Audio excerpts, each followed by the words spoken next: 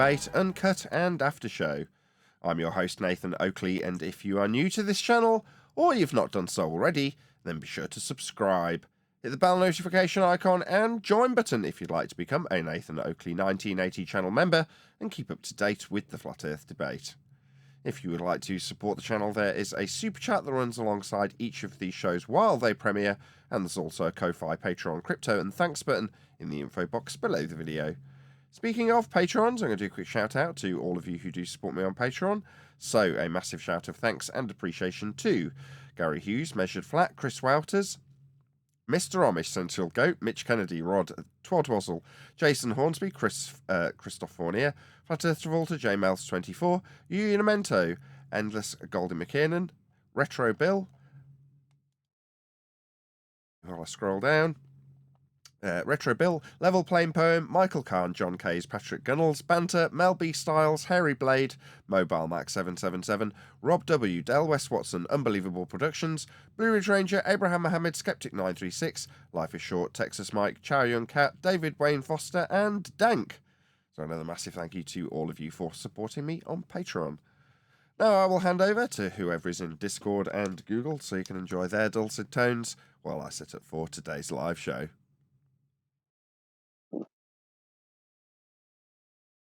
Okay. I mean, he does FE bullshit. One of his last videos about the Cathars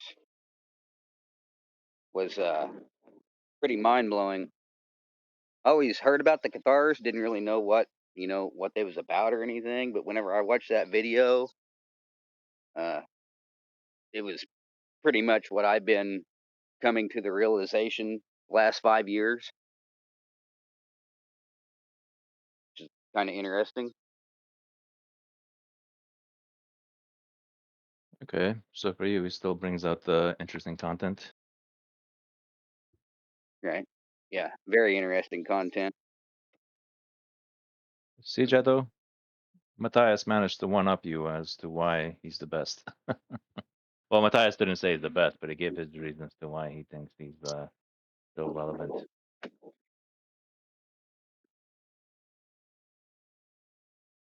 I do know that when I voice verify people, a lot of people, majority of people say they came to FE through him. Still to this day. Well, of course, a lot of people that are voice verified may have been in FE since like a while, right? But he's one of the persons that people say they came through FE the most to. They say they've watched that like the 200 proofs or whatever it was called.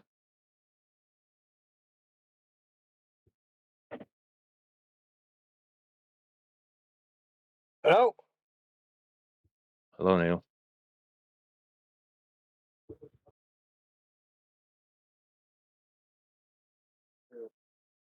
Yeah, Neil, we What's were just interesting? oh, go on, it's central. Just quickly, I think it's Fed 2016. It's got 1,000 views. I think it's 2017. It's got 2,000 views, and that's got Owen Benjamin on. So I'm wondering, is the doubling of numbers, is that from people already subscribed who are more people are watching it who are already subscribed, or was that people typing the names of those people into the search, and then this video is coming up in the algorithm in that search, and so new people are watching it? Just what do you reckon it That is? that's a good point because I remember the way I came to Nathan's show originally a long time ago is I watched an FE debate and it just had FE and debate in the title, and the algorithm connected that to Nathan's show for next suggested videos. So that's how I found Nathan. So that's a good point. The one that I can attest to.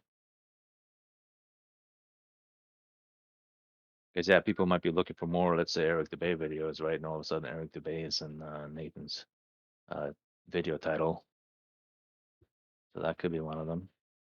And then it might come up in the search when I type his name in. Yeah.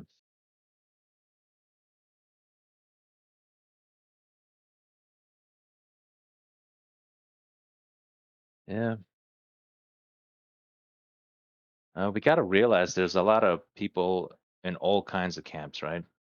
There's people in the Witsa camp, there's people in the Nigerian camp, and how do I put it? Like when we have friendly fire and we upset one camp, it could deter them from sticking to this camp. Like let's say they'll be fine with Nathan, right? But then all of a sudden Nathan will do a hit piece on like let's say Jaren, or I wouldn't say hit piece, but let's just say like a review video or something. And if they find something that was upsetting, even though they may agree that Jaren was wrong or something like that, but if they find something upsetting, they may end up making an ultimatum and choosing one camp or the other. And that was a Well, result that's of their that. problem. Well, I'm thinking in terms of like the show, right? Like Nathan's growth, right? Nathan's growth is always going to be the same way, slow and steady, but eventually.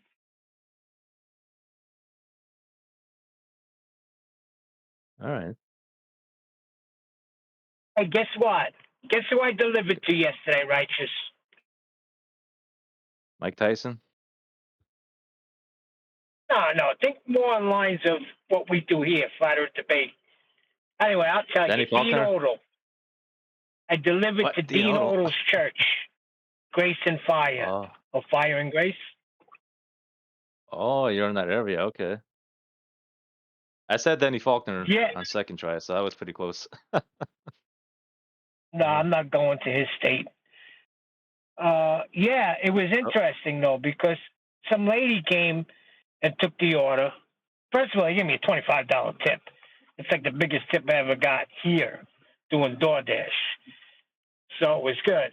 And I said, listen, tell Dean. I said, hello. She goes, oh, you know Dean? I said, yeah. He said, brother in Christ, and also he knows that Earth is flat. So like her eyes lit up. I said, yeah, and we want to talk to him at Flat Earth Debate. On the panel of a debate show that we debate daily concerning the nature of our reality. And we heard his debate where the guy kicked him out, and we want to talk to him a little bit. So we'll see if he contacts me. Okay. What did she say though? No, she said okay. She gave him the message and took the info, and that's it. That's it. Back to business after that. He didn't stick around. Yeah. Well, at first, because like when it comes through as like a high-paying order, and it was $6.50. But it was close. That's why they consider it high-paying, because the pickup was like a minute away, and the delivery was a minute away. So you knock it out quick. So I'm ending it thinking I'm going to get $6.50, and boom, a $25 tip was added. So I'm sure she went and told him, and the tip followed. All right. Well, I was actually surprised. There was a lot of people there. okay, that's good. What was the order? What what did it buy? Oh, they ordered Guthrie's. It's like a chicken place. Really, really nice chicken tenders and stuff. And a couple of big buckets. It was 2 big bags. So, but I had no idea. As I'm getting closer, I said, "Whoa, could this be I'm delivering to Fire and Grace Church?" And sure enough, that's what it was. I was hoping to see him, but I Well, mean, I you're in could the have area. asked for him, but You're in the area. You could join one of his services one day and maybe even have a private chat with him. yeah, that's what I intend to do. Because right now we're not sure on which church we want to go to, so we are going to pay that church a visit. Okay. Well, that sounds all right. Maybe that was the Lord's leading to deliver that food there, so you can get hooked up with that Oh, congregation, listen, so to say. it's definitely the Lord's leading, because we are so far behind, and I'm like at my wit's end. Like, how am I going to come up with the money I need to come up with? I'm already 3 days late in the rent, and it's been like, you know what it is? There's so many people doing DoorDash, right? So it's like not what it used to be. So it's a real struggle for me to make $150 in a day. I mean, a real struggle. And then bang, that order came in. So it's like God telling me, I got you. Don't worry about it, which I shouldn't be worrying about anyway. Right.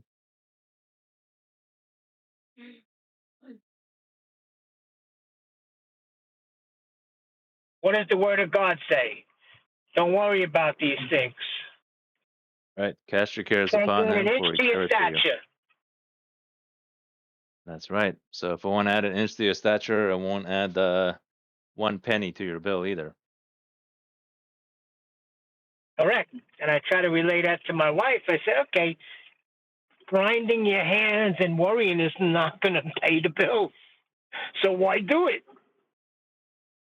Right.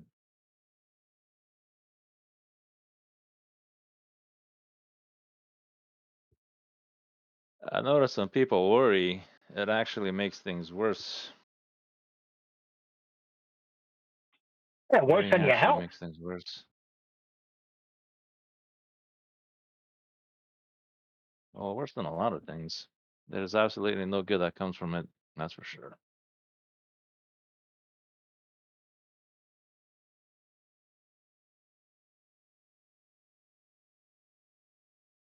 In fact, if you don't worry,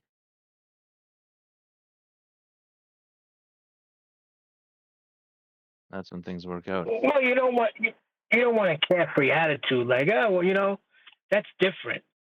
It's like I try to get to my wife and said, listen, we've been in this how many years? The bills are always paid. We always have food on the table. We always have clothes on our backs. All right. And when we're able to, we do a little something with the family. What are you worried about now? So we'll be a little late on everything. So freaking what? Life goes on, right? Yeah, you're just going to be a little late. I mean, I'll probably come up with it. If I'm going to guess, probably by the 6th, I'll have everything I need. And if the people I rent from are upset about that, I do believe there's a week grace period you do get, and we've never been, since we've been here, it's always been the first or the second the rent's been paid. So, what are you going to freaking do? A couple of things come in that you're not ready for, that'll knock you back, and then you're behind.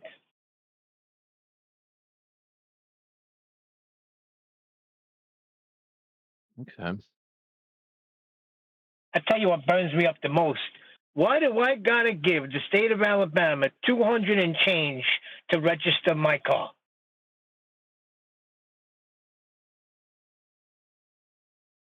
For a sticker, for one little sticker that goes on the license plate. Oh, they got rid of the sticker system in our area. It's all done online now. No more sticker on the license plates anymore. It's done another method. Yeah, I've done mine online, but they still mail you a sticker you got to put on your plate. Yeah, we don't got to do that here anymore in Ontario, Canada. Done away with. Well, that sucks. That means they got you all right in the system, and if they want to run your plate, they'll run your plate. Well, they run your plate anyway, no matter where you are, so it doesn't matter. But it's just that, come on, really? So every year I got to give you $200 so I can drive my car? Really, I wish I knew more about that free man stuff. Well, that's the thing. That's a price to pay too. If you are get invested in the freeman stuff, your time's going to be eaten up with that. So that's a price to pay also. Time is a price to pay, Neil. So you pay one way or another. Yeah, exactly. And even if you do, that upside down, inside out. The officer may not know it, and you're going to wind up before the judge. So what is it worth it? Well,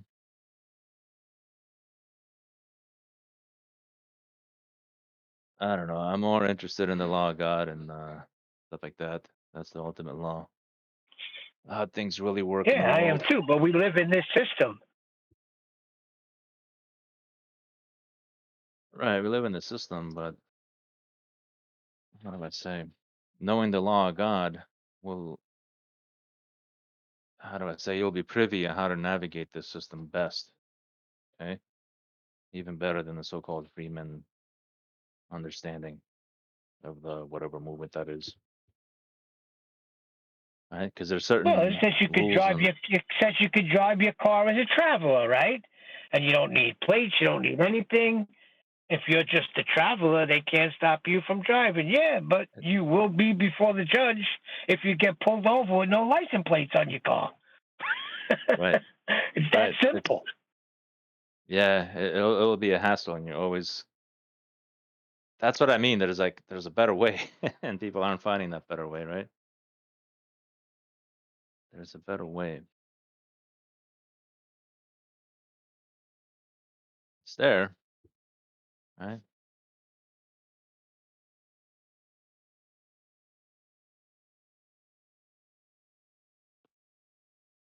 The heck is Nathan? He's Yeah. probably making coffee, making some breakfast, eating a donut, something like that. All right, I'm No, if guessing. he I'm was assuming. making coffee, you'd hear the counters getting banged around. True. Hello, Nathan. Hello. It looks like Neil is bored with my chat. He wants to talk to you now.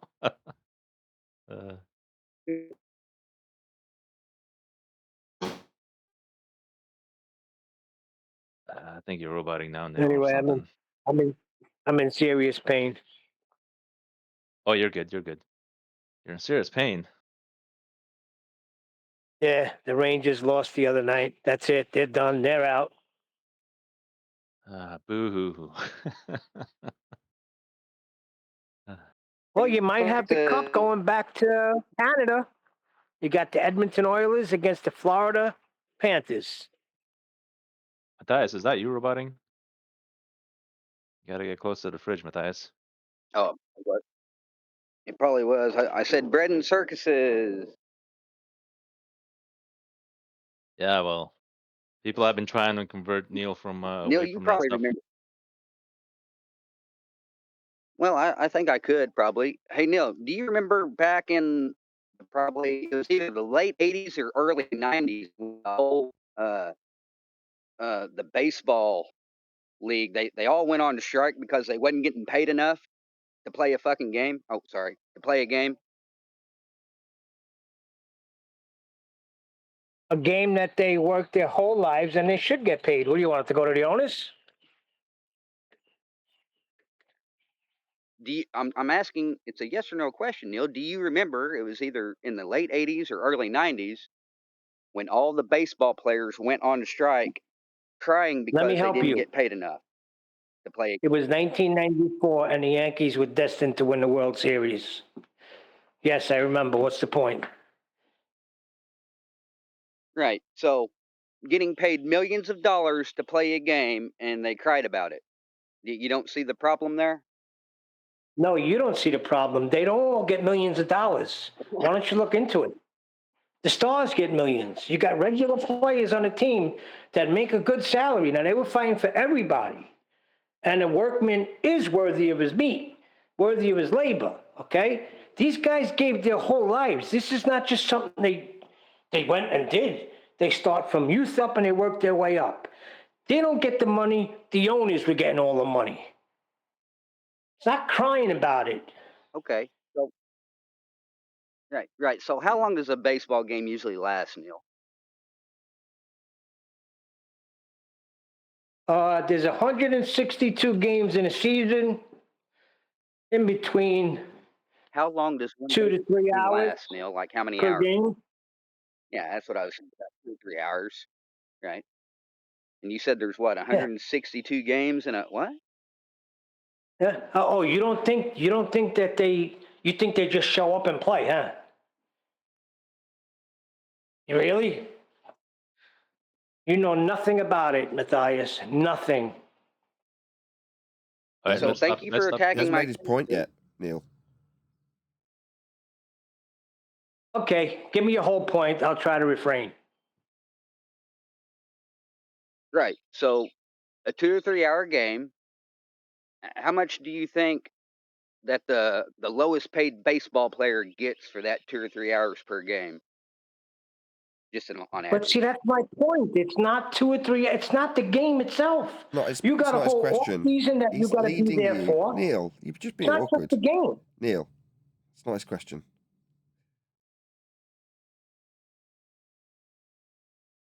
Then it's a malformed question because you're not getting paid just for the game. He didn't ask if they just got paid for the game. That's not what he asked. Ask again, Matthias. He's leading you, Neil. Just play along. Okay, let me try to rephrase the question. I guess you could take the games played per season and what they make per season, and then divide that by how many games.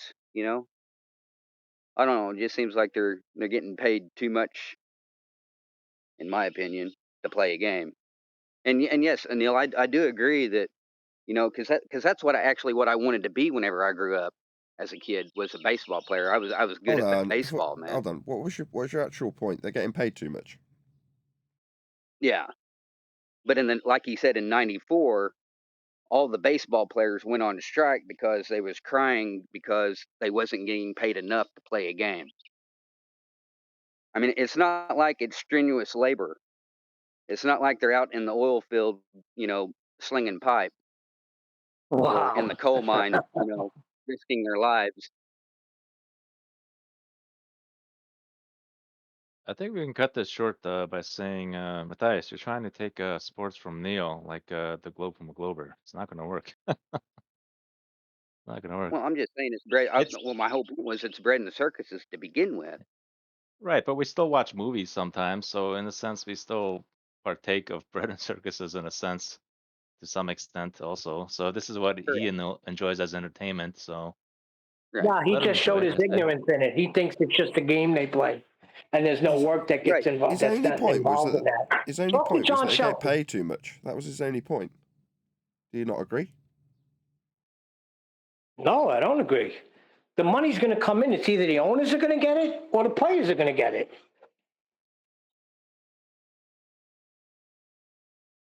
So it's called sports entertainment, right? I think Neil's response to you is, regardless, it's how much it's separated out amongst the people who've done the work. Yeah? And Neil's saying, if the players are only getting 2 or 3% and the owners are getting 97, 98%, then that's unfair, regardless of what the actual percentage is. That's Neil's counter argument to you, Matthias. Right. But the players did sign a contract, and if it wasn't for the owners, they wouldn't be playing the game to begin with. If that's true. So, I mean, I just don't see how they went on strike and went against their signed contract. To me, that seems very staged, if you will. Like I said, it's sports But entertainment, that's a right? flaw. Hold Just on. like wrestling, As a flaw cover. Hold on. just like wrestling is sports entertainment. Wrestling, we all know, is fake, staged, stage performance.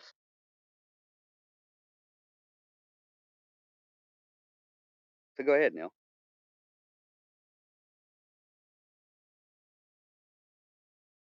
Hello. Yeah, I'm busy right now. Oh, that's cool. But yeah, like I was saying earlier, you know, that's kind of what I was hoping to be, was a baseball player, because I was really good at it whenever I was a kid. And I was just like you. As a kid, sit down as a family, watch, Cubs and Cardinals baseball on the weekend, with the family. Everybody, my brother liked the Cardinals, and me and Dad liked the Cubs. And I, I, I don't know. It's just whenever I heard that they went on strike because they wasn't getting paid enough to play a game, that just kind of, I don't know, it just kind of shot my whole dreams down the drain. You know, and I think ever since then, we even stopped watching baseball as a family after that happened, and I kind of, was led astray from it, you know.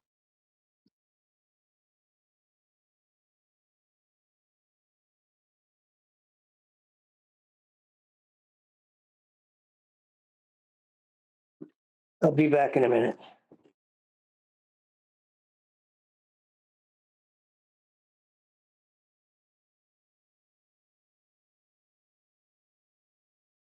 Yeah, I remember in school, grade school, we always played baseball.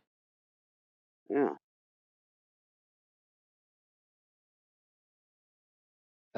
Correct me if I'm wrong, because I'm English, so I don't know, but is baseball played with respect to a plane of reference?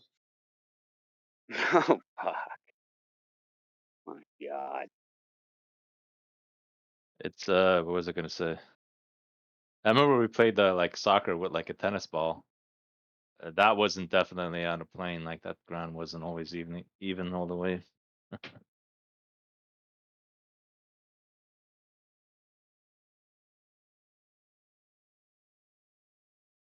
I think that was my favorite. Playing soccer with a tennis ball. That was the Hmm. best in grade school. I think baseball was a bit boring. It was like, oh, you gotta wait. You gotta wait.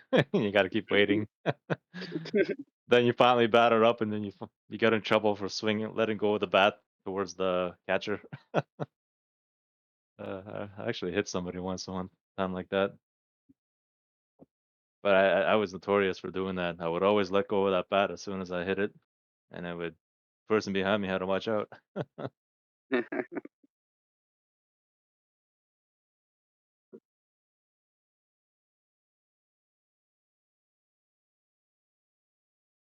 It was all right. Usually, when our teacher, grade 8 teacher, needed a break to like mark assignments and stuff like that, the principal would come and teach, and he would do one or two things. He would do like some nice what was it like what was like puzzles or like brain things, whatever things, or he would say, "Let's go outside, guys, and play baseball." So that was nice. So instead of doing schoolwork, we'd be outside playing baseball. So at least there was that.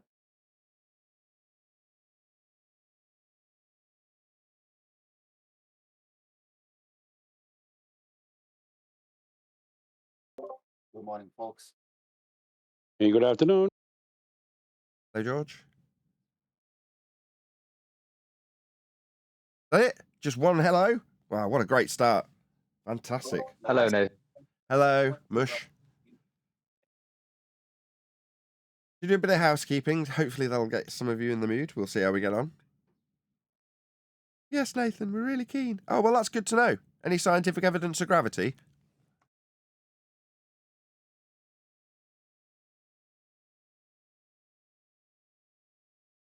Don't you guys spend all week debating this subject? Negative. No? No one providing you with scientific evidence of gravity?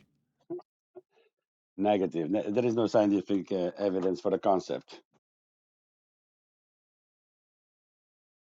About evidence of the R value, Earth radius. Oh, that's more like it. We're gonna need a flat plane for that. Yeah, that's starting to sink in, George. You tend to be around while we're over in politics and various other places that we've been over the last couple of months. Do you think this is starting to sink into the people that we're putting it across to? Some people, not everyone. So Mark There's Sargent still dropped it into one of his shows. Someone pointed it out at the end of it last week. Shout out to Jardo. Says, Neil, if you admit that you're religiously watch Globebusters, which I know you do, I'll donate memberships. Let's repeat that again. Neil, if you admit that you religiously watch Globebusters, which I know you do, I will donate memberships. Thank you for the super chat, Jardo. Neil, you don't have to feel obliged to do anything. I'm sorry, I didn't hear. I was just dropping my wife off. What I missed? Just need to say, I love Globebusters and watch it religiously. Oh no, that I cannot do. Can you say that you watch it religiously? Because we all know you do. That I cannot do either. Is it not true? Not true. I don't know when the last one I even saw was. Okay, he doesn't want to admit to it, Jardo. I'll take the hit on the memberships. But thank you for the super chat. I can't remember the last time I watched the Globebusters. I listen to people moan about it all the time. Someone literally moaned about it yesterday. Who was it? It was someone from the chat. It was a regular from the chat. Oh, who was it? It was one of my mods. I can't remember who it was. One of the mods came into the show that I published at 9 p.m. What I typically do come Thursday, Fridays is I'll go through the last, let's say, 30 shows and pick one or two for the weekend.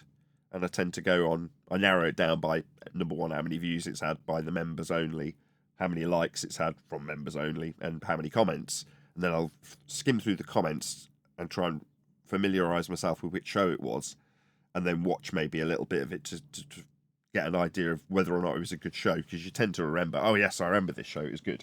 And then I'll publish it. So I published that, and there was someone in the chat going, I just can't watch Globebusters anymore. I get 5 minutes into it and I'm immediately triggered by what they're saying.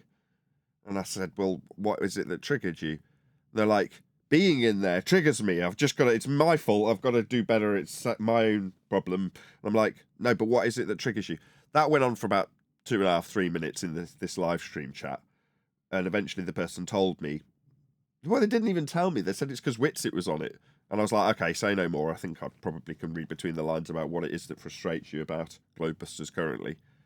So I didn't know. I don't know who the panel is anymore. I'm sure it's completely different to the last time I watched 5 years ago or whatever it was. Bob Nodell was still alive last time I was. Probably the last Globebusters I watched was probably the one I was on. So I literally don't know who's on it. So I can only assume, obviously, Witsit's part of the Globebusters panel now.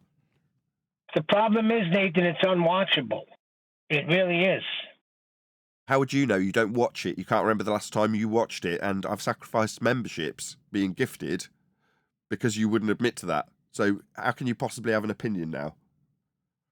Okay, because if you go to watch it, it's nonsense and you turn it off. So how do you watch it?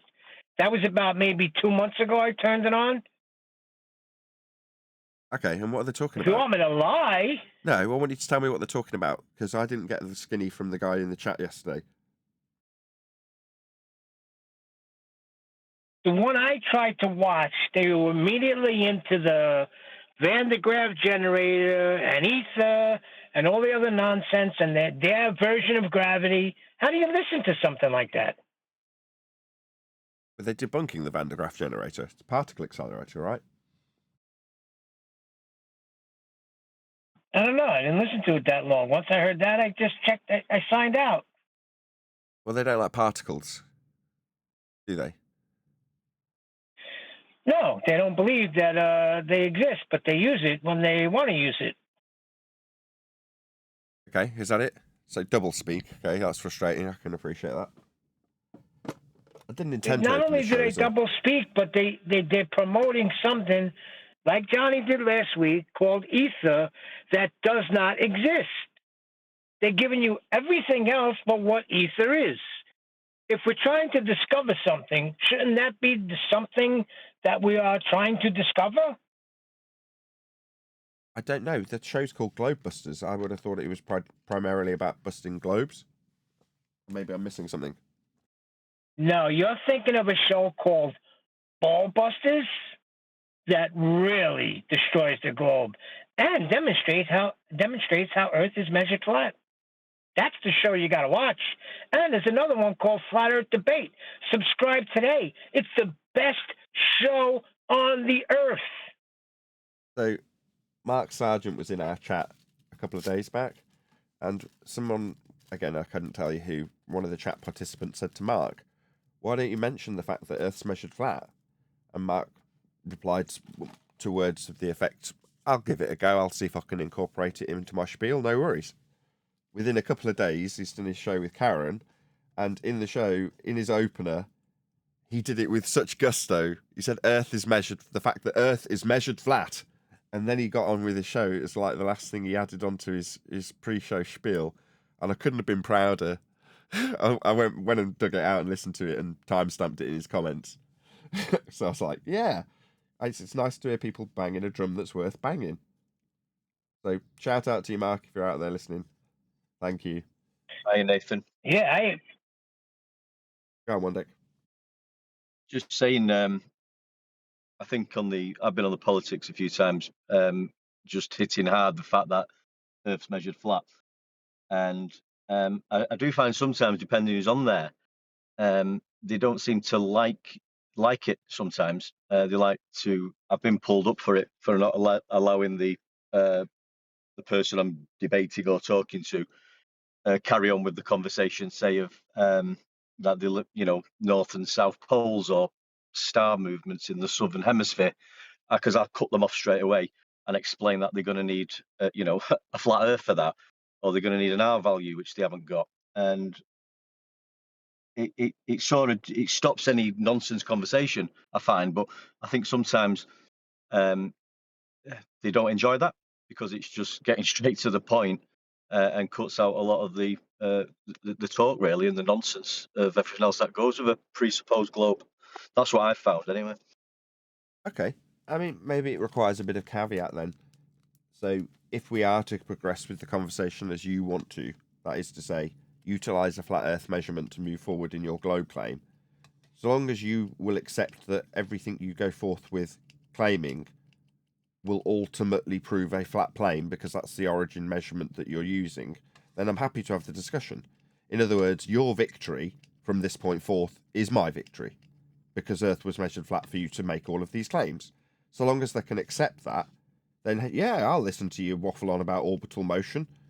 And when you're done, I'll say, well, that's an excellent flat Earth proof, as that's where the origin measurement began. Therefore, it's only got a measurement on a flat Earth to thank for its success. the problem is it ends the debate. That's what I'm understanding. People like to talk, and what we're saying, it totally ends the debate. You can't go nowhere. Yeah, it proves Earth's I flat. think, sorry. Yeah, exactly. It proves Earth's flat, and I think a lot of flat earthers don't realise that they're not actually flat earthers. They've spent their last few years debunking heliocentrism rather than proving the Earth is flat. And because they've extended their knowledge of heliocentrism so far, they want to flex their heliocentric understanding on others. And to be in that discussion, you've got to be begging the question that Earth is a sphere to begin with, rather than understanding that the inference that Earth is a sphere has come from measurements of Earth being flat. Once you do understand that, like Neil's just said, that is the end of the debate, because you're not discussing the possibility of it being flat. You're claiming it's a ball with the flat Earth measurements that all of us use. So once you understand that, you understand that all roads lead to a flat Earth. And it is the end of the debate. Yeah, I had a situation exactly like you just described it now on the politics service 24/7. When a baller came in, and part of his argument was orbits, and everyone jumped on the guy that he was begging the question. And I said, well, hold on a second, guys. Be reasonable. Let him finish his claim. And the guy saying, what? Can't do that. I said, well, he's going to need a flat plane for his orbits. And I went through the process, and in the end, it was it. The conversation was finished because you're going to need a flat plane for the claim, regardless what it is. Yes. It's weird. This first occurred when it was Witsit Gets It, as we were, I don't know if we were discussing it at the beginning of the last show or pre-show, I forget now. But in either event, we were watching Witsit discuss it or debate it with another opponent. I forget who. And in his debate, he's undermining and attempting to debunk heliocentrism for its failings. And we're critiquing him, saying, well, actually, no. Their successes are our successes. The only reason the heliocentric model is as good as it is because it's come from accurate measurements of a flat Earth to give you the angles, to give you the ephemeris, to give you the celestial sphere, to put it in orbital motion, to derive the R value. Once you've got all those things that are very much flat Earth-centric and measured, you can start inferring sphericity. So their win is our win. And what you've done differently, George, is to say, well, rather than just pointing out that they're begging the question, maybe we're to blame for that, because for the longest time that's what we've been telling them. You're just assuming your outcome, which is fallacious in its reasoning, But in the actual proof of the first premise, that's sphericity, you need to start measuring the fact that we are on a sphere and showing that. When you can't, and every single claim that you can ends up with a flat Earth measurement being the origin, the only conclusion is that Earth is as measured, flat.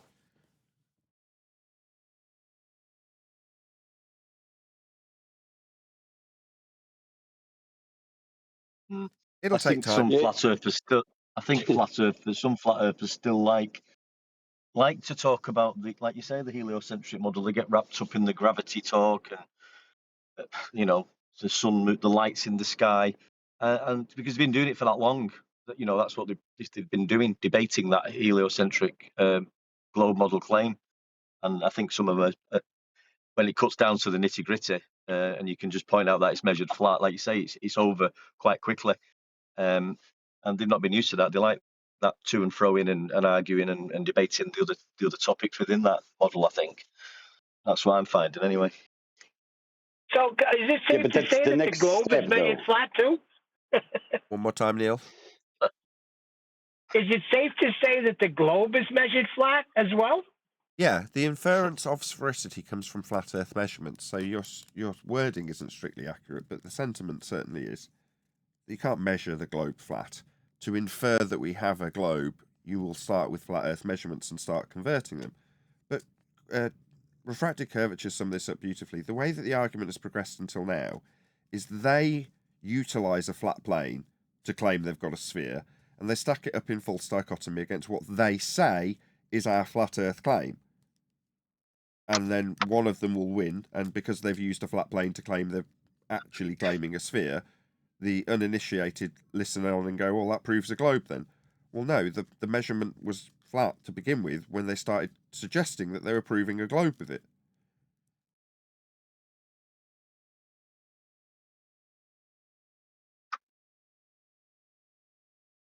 But no, the phraseology is just a bit off, Neil. You can't say the globe's measured flat. I know it is poetic, and correct me if I'm wrong. Yeah, I could see you off mute there, One Deck.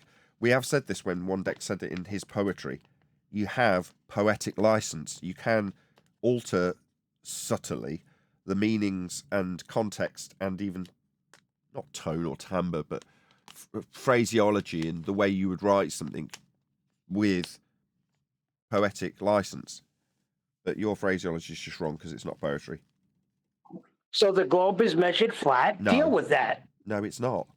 The globe is not. You can't measure a flat globe. It's a contradiction in terms, but in terms of the sentiment behind it, when you say it in poetry, it's perfectly fine. But we aren't poets. One Deck might be in that particular passage.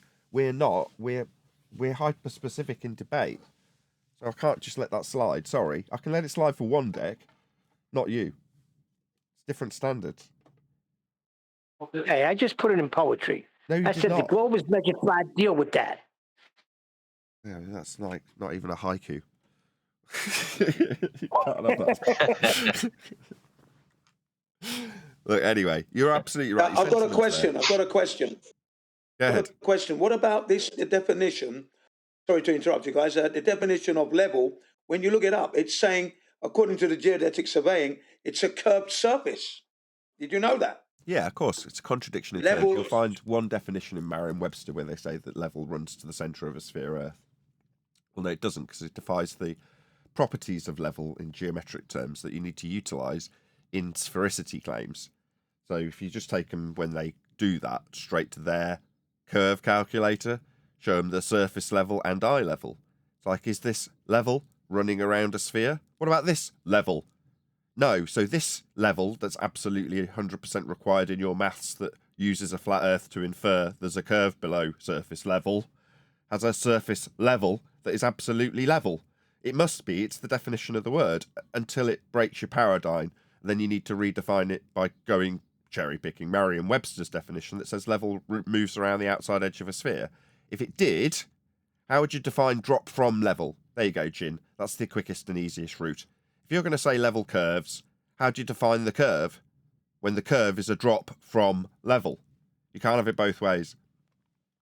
They tried for 10 years. Now we've started using their own claims and against the other them. one. I'll just tell you this bit. While we've started using their own claims against them because their claims use a flat Earth, we can start holding them to task within their own claims also. When we were trying to rebut Earth curve calculator, you can't hold them to task on it because you're trying to refute it. If you say, well, Earth curve proves we've got a flat surface level, here it is in the maths, absolutely true. But that defies and undermines their claim that, oh, no, level is actually curving. It isn't. What was your next question, Jin?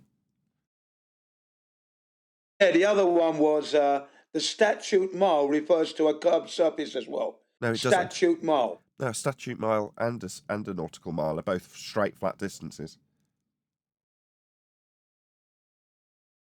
Nautical miles derive from the angle receding towards the horizon. That's where you derive nautical miles. It's a derivative of the latitude system. Yeah?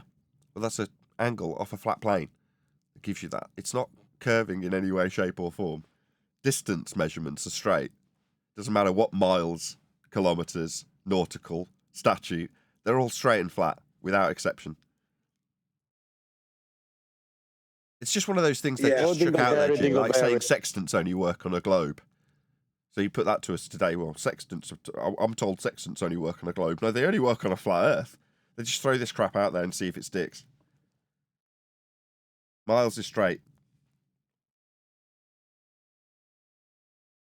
Yeah, I cannot stand these servers I go on.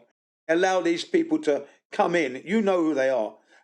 Walking on toilet paper, for example. You know what I mean? But anyway, they allow him to come in from Australia, sit in the server and espouse all this nonsense that I've just espoused, for example. And I would ban the guy forever because he's deliberately lying. You know, it's annoying. I don't know. Don't necessarily confuse cognitive dissonance with lies. Well, look at Jeremy that one day. He was saying that a Glober told me it can be done. He even showed me circles and stuff. Yeah, they're doing it because they're doing it on a flat Earth. That's why it's working for them. It's not working on their globe. It's working on a flat Earth. Yeah, we just have to point that out. I mean, it's only been a few months. What is it, 4 or 5 months that we've been pointing this out to our audience? Oh, it'll sink in over time. We do actually have a video to cover today. Let Brian in first. Hello, Brian.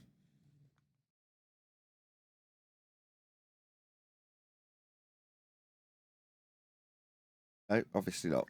We'll see if we can get Brian's audio later. In the meantime, we do actually have a video that we're going to cover today.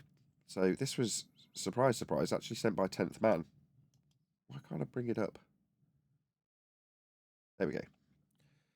So this is on Mark Sargent's channel. Shout out to Mark Sargent. I'll stick a link straight away to this video so you can check it out. I haven't actually watched this, so you're going to get my cold reaction to it.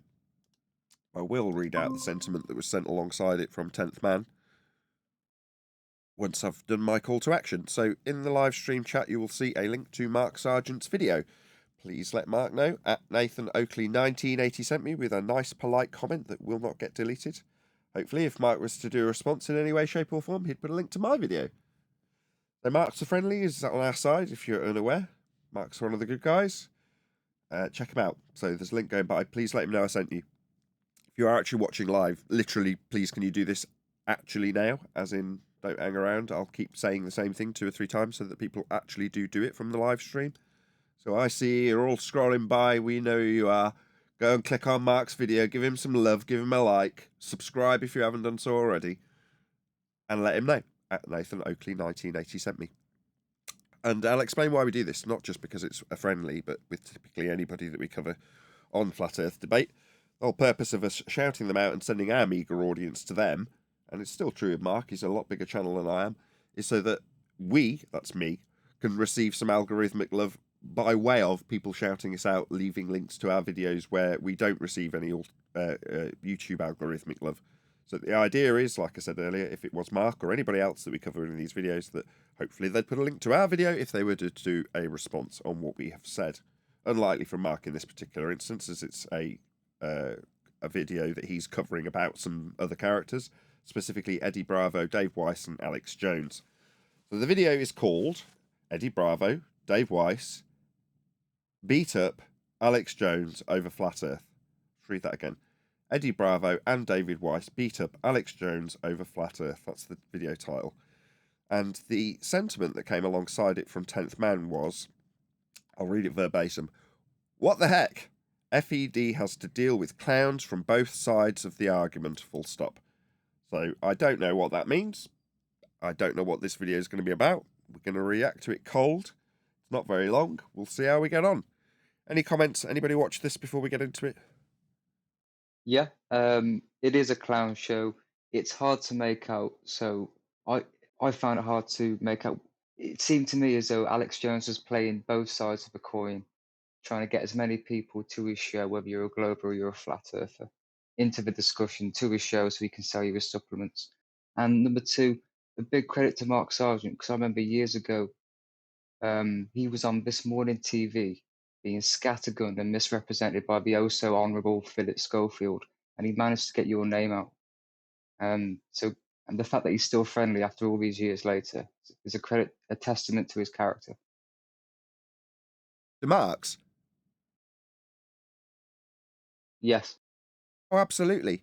Mark deals with crap from all sides. Everybody's moaning at him internally, including me. He manages to keep everybody on side, appease everybody, not get too many people's goat up. I mean, obviously he's got his detractors, but no, I completely agree. Mark's one of the best people in this arena. You know, again, we will often be highly critical of what Mark does and how he does it. It doesn't change our opinion of him personally in terms of how he goes about what he does and how he is as a character and as an individual personally. He's just a good guy. Completely agree. Okay, any other comments? Yeah, that would be my sentiment. Sorry, cutting it. That would be my sentiment exactly. I've had to defend Mark Sargent's work because they're trying to call him a shill back in 2016, 17, 18, over the years. But I've always said, look at the body of work that he has done right up to now. So let's not be, and then I asked the individual, well, what are you doing for Flat Earth? You're not doing anything, are you? All right, keep your mouth shut then. And if you don't like Mark Sargent, get lost. Simple, really. Yeah, I completely agree. But If you anyway, don't like Mark, good point. just get lost. Exactly. Anything else? No? Okay, we'll get on with it. Oh, my baby, my globe, my sweetie cake. Oh, I love the globe. Oh, those flat others are so bad. Eddie Bravo's not around. Wake the fuck up! This went from creepy to violent immediately. How long are we in? 10 seconds. Wow. Oh, God! Wake the fuck up! Wait, Okay, language warning. wait, what is this, Alex? Wait, I'm sorry. Oh, my God! Oh, Alex!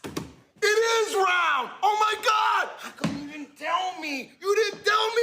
What did you get this? What? Okay, so this is a promo. So this is from InfoWars, right? No? Yeah? Anybody give me any context for this background? I think it is. Seems like a promo. I've been lied to. It's round. Oh my God, I'm so sorry, Alex. I'm so sorry. I'm so sorry. The proof's real, see? Oh, God. Look at that. And that's real. Did he just really hit him? He definitely made contact, that's for sure. Too. Now get over here and tell. And he's smiling a bit more than you'd expect. I think he did actually just slap Eddie Bravo around the face. Us how it's flat. It's flat. No, it's round. I give up. It's round. No, I agree. It's It's, round. flat. Fuck it. And Joe Biden won the election. Fuck you. God damn. There we that's go. fucking- Nice. Ah! Okay, no offence to these three, but I'm pretty sure that some college drama students could put something better together. This is garbage. Hold on a second, Damn Nathan. this fuck. Yeah. This is very telling because a couple of weeks ago, he was saying that he's going out shooting and he's got all his rifles set and ready to go. And yes, they're all corrected for Coriolis. And now this video, I don't know, man. What are you Seems a talking little about? fishy to me. Doesn't say anything. It's just a whole bunch of nothing. Fucking things. Jesus Christ. Yeah, come on, play soccer. Come on. Yeah. We're doing it right now. It is round. Throw it at me. I was wrong. Throw it at me. Ah! Yeah.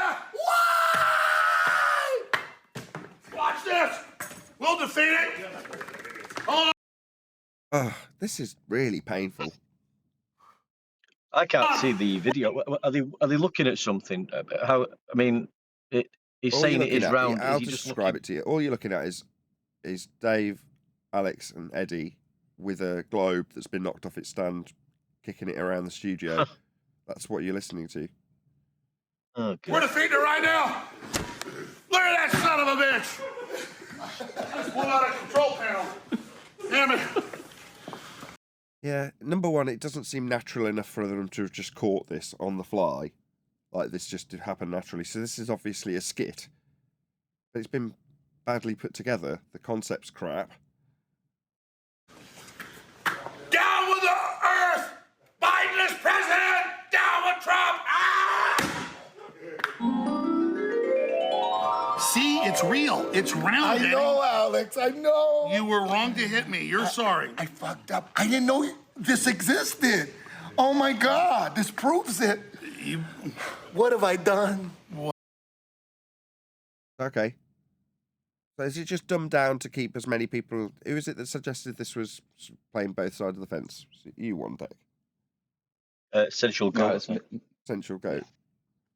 Go on, what... Is this just dumbed down to the point where it's acceptable by everyone? Just a bit funny in their mind. What have you done? Eddie, wake the fuck up! Stop it! God. Don't ever question flat Earth again, okay? I won't. You know I love you. It's flat. There you go. And Donald Trump's guilty. I fucking told you. My president is Joe Biden. Is this done in irony? I don't know his political views, so I'm assuming that him saying he's guilty means that he's saying it in sarcasm and therefore he doesn't believe so. Am I right? Yeah. And also, you've got to remember that at the beginning of the Mark Sargent's intro, who is that? Is it Vinnie Jones? Yeah, Vinnie Jones is in it. And he's taking the part where he's smashing a guy in the face from a film that David Jason's in, okay? You're the punk that thinks it's flat. Well, it's round, but it's not. And he punches him in the face, okay? So they're taking the mickey out of Mark Sargent's intro there, I think, as well. Bear that in mind. Told you. I fucking told you it's flat. You did, it's flat. You didn't fucking believe me. It's flat.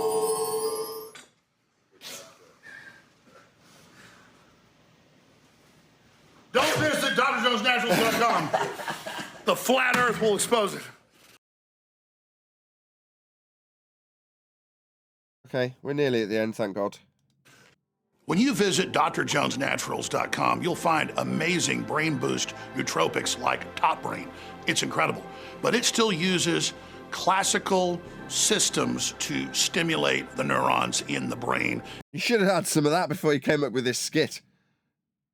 and to give you energy. Next level foundational energy does not do that. It is the breakdown of folic acid into methylfolate mixed with other natural compounds that are What the bloody hell is this? Is this just an ad for the next two or three minutes? Is there no Effie Mickey taking? most of us have partially broken genes and cannot absorb folic acid or process it properly. Be very careful when right now and exclusively available at drjonesnaturals.com. That's Dr. Jones. Ugh. Okay, so it's just a prolonged ad. Let's just see if there's anything else at the end. And for breaking news and updates, be sure and follow me at Real Alex Jones here on X. Okay, that was it. Well, that was painful. And you said 10th man requested this? He said, what the heck? that it? FED has to deal with clowns from both sides of the argument. I mean, it is just them clowning, to be fair. That is literally just a clowning session, isn't it? So he's not wrong. This is Like a a preempt to mockery. critical mass. It's getting ready to hit everywhere. So this is what they're going to do. They're going to make light of it now. Maybe. I don't know. What's the process? Ignored, ridiculed, fought over, and then accepted as always being true? Something like that. Yep. That was so You're painful. going to need a flat plane for that globe. Yeah, I mean, there's only one thing I could critique, and unfortunately, it's going to be critiqued of Eddie, but it's part of a skit. So, if you're watching Eddie, don't take it personally. In that skit, he says, you didn't believe me." Yeah? Well, that's not our vibe currently in 2024, is it? In fact, quite the opposite. When someone says, "Oh, what makes you believe the Earth is flat?" I don't try and convince them in my belief, do I? My rhetoric currently is that's how it's measured. So, although it's, again, I'll disclaim it once more, part of a skit, my tact would be, you never accepted the measurements. And that's what I'm thinking, Nathan. Now that we have locked this in and we've come to the understanding that Earth is measured flat, I don't think they can hide it anymore. I'm serious. This is getting ready to hit.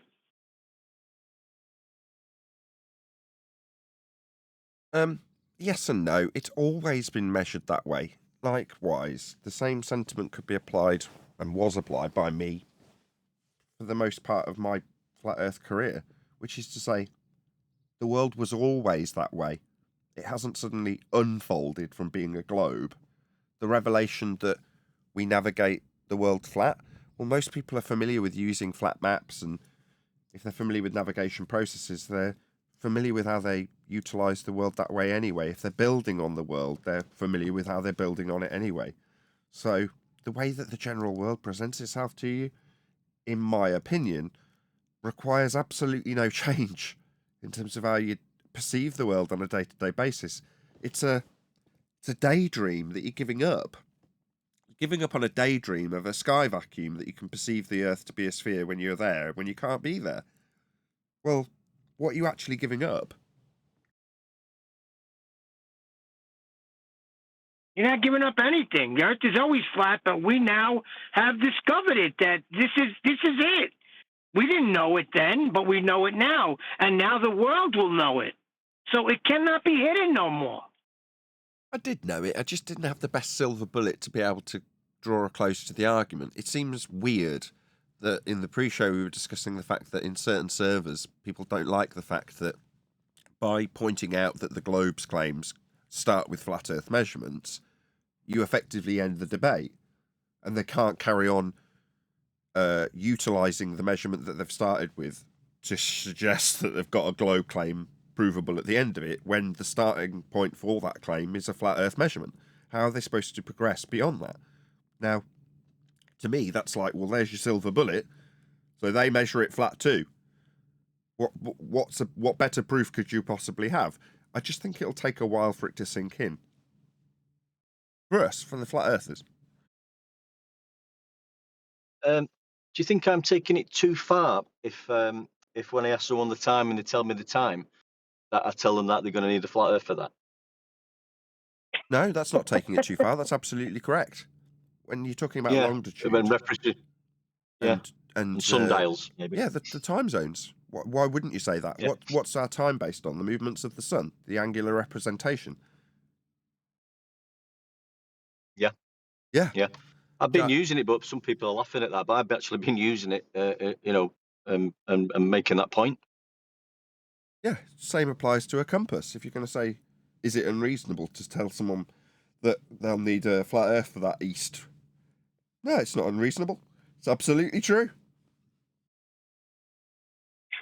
So next time somebody And by asks the me way, what time it is, I'm going to say you're going to need a flat Earth for that. Well, you did. It's great, isn't it? It's slightly poor phraseology, and it's Wandek's fault. You have derived that system from flat Earth measurements. Yeah? So to say you'll need a flat Earth for that, well, no, once you've got the concept, you don't need anything other than a watch and something to accurately match it to. You know, you can work within the convention then. You don't need a flat Earth for anything once you've got a watch on your wrist. Mine's broken currently, it's really upsetting. Not broken, but going wrong. Anyway, watches aside, you can work within the convention, can't you? So to say you'll need a flat Earth for that, is it a stretch? Depends on the context of the discussion, but it's still true, isn't it? Yep. Yeah, my other If res- it's my sorry if to it's a interrupt watch there. with a Oh, if it's a watch with pointers, you can use it as a compass. Yeah. Or you can just use the ground as a sundial, and that will have to be a horizontal baseline for that sundial to get the time using the sun. Yeah, we're talking about technological developments that have come out of the necessity for navigating a flat plane. In this case, the chronometer and the sundial and the sextant and all the other things that have been used throughout the past to better get an understanding of how the world works with time, distance, mapping, navigation, the stars, angles off a flat plane, all of those things. Well, having a better or an accurate way of keeping track of what time it was when you're out and moving with respect to the sun, where it positions itself, you'd need a really good map, you'd need a really good watch, and we have those things now as a result of expanding out the known territory. We don't think about it when we just look down at our wrist, do we? Going to do a couple of quick shout-outs. Brian's Logic says, at Nathan, that meat link gives no sound. Works for Neil. I think it's a problem your end. You had that problem last time, Brian. Shout out to Jardo, who gifted 10 memberships, regardless of Neil's inability to concede that he watches Globebusters regularly. Nevertheless, thank you for the super chats. Really appreciate it. Hopefully Brian will rejoin and try in a different manner. But I don't think it's this end, because Neil certainly joined and has no issue. And you have joined and had an exact same issue and then rejoined some other time on a different system and managed to get it working. So hopefully we'll get Brian. Well, I say we open because we've got 20 minutes left of this live show, and that's it. It was a really short video, and I've got nothing else to cover particularly. Has everyone had a nice weekend? I suppose I could ask about that. well, just before you go into that, I was just going to say, when people ask me how do the seasons work on a flat Earth, I always reply, as they've always worked for eons, always on a flat Earth. What's not to not understand? The other point I'd like to make is the reason they're not liking you, Nathan, is because you are ending the discussion very quickly with, it all derives from a flat Earth. They don't like that. Even some flat earthers don't like that, by the way. But that's who I the was number referring one to. reason of late. It was the latter that I was referring to, actually, Jim. The flat earthers don't like it. I'm being told that by others in the panel around you, by the way, so I'm not going to reiterate that because it's not me that said it. I'm just hearing this on the grapevine. Well, no, that's not true. I've been into Earth discussions and they didn't seem to like it for whatever reason. But I think that was a personal thing against us as opposed to a comprehension or lack thereof of the argument, which they then did or didn't like. It's more the fact that you guys are coming up with this, therefore we don't like it. Nathan, someone said Exactly. this wasn't the debate video. This was just a side piece. Someone please send Nathan the actual debate video with Dave Weiss along with Eddie Bravo and Alex Jones. So I think there was a debate video. We just got the hit piece thing. Yeah, if someone can stick that in Skype, I'll cover it. It'd be good to cover it in this show, because that's, there wasn't much to get our teeth into in that little skit.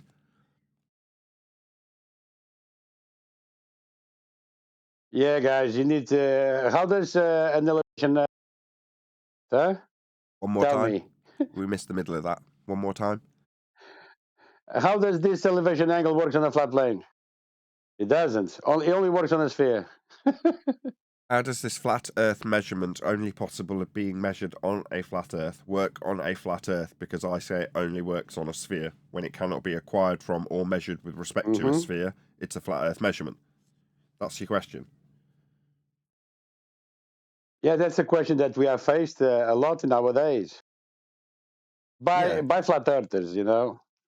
That's how it works on a sphere. Go on, Jaren.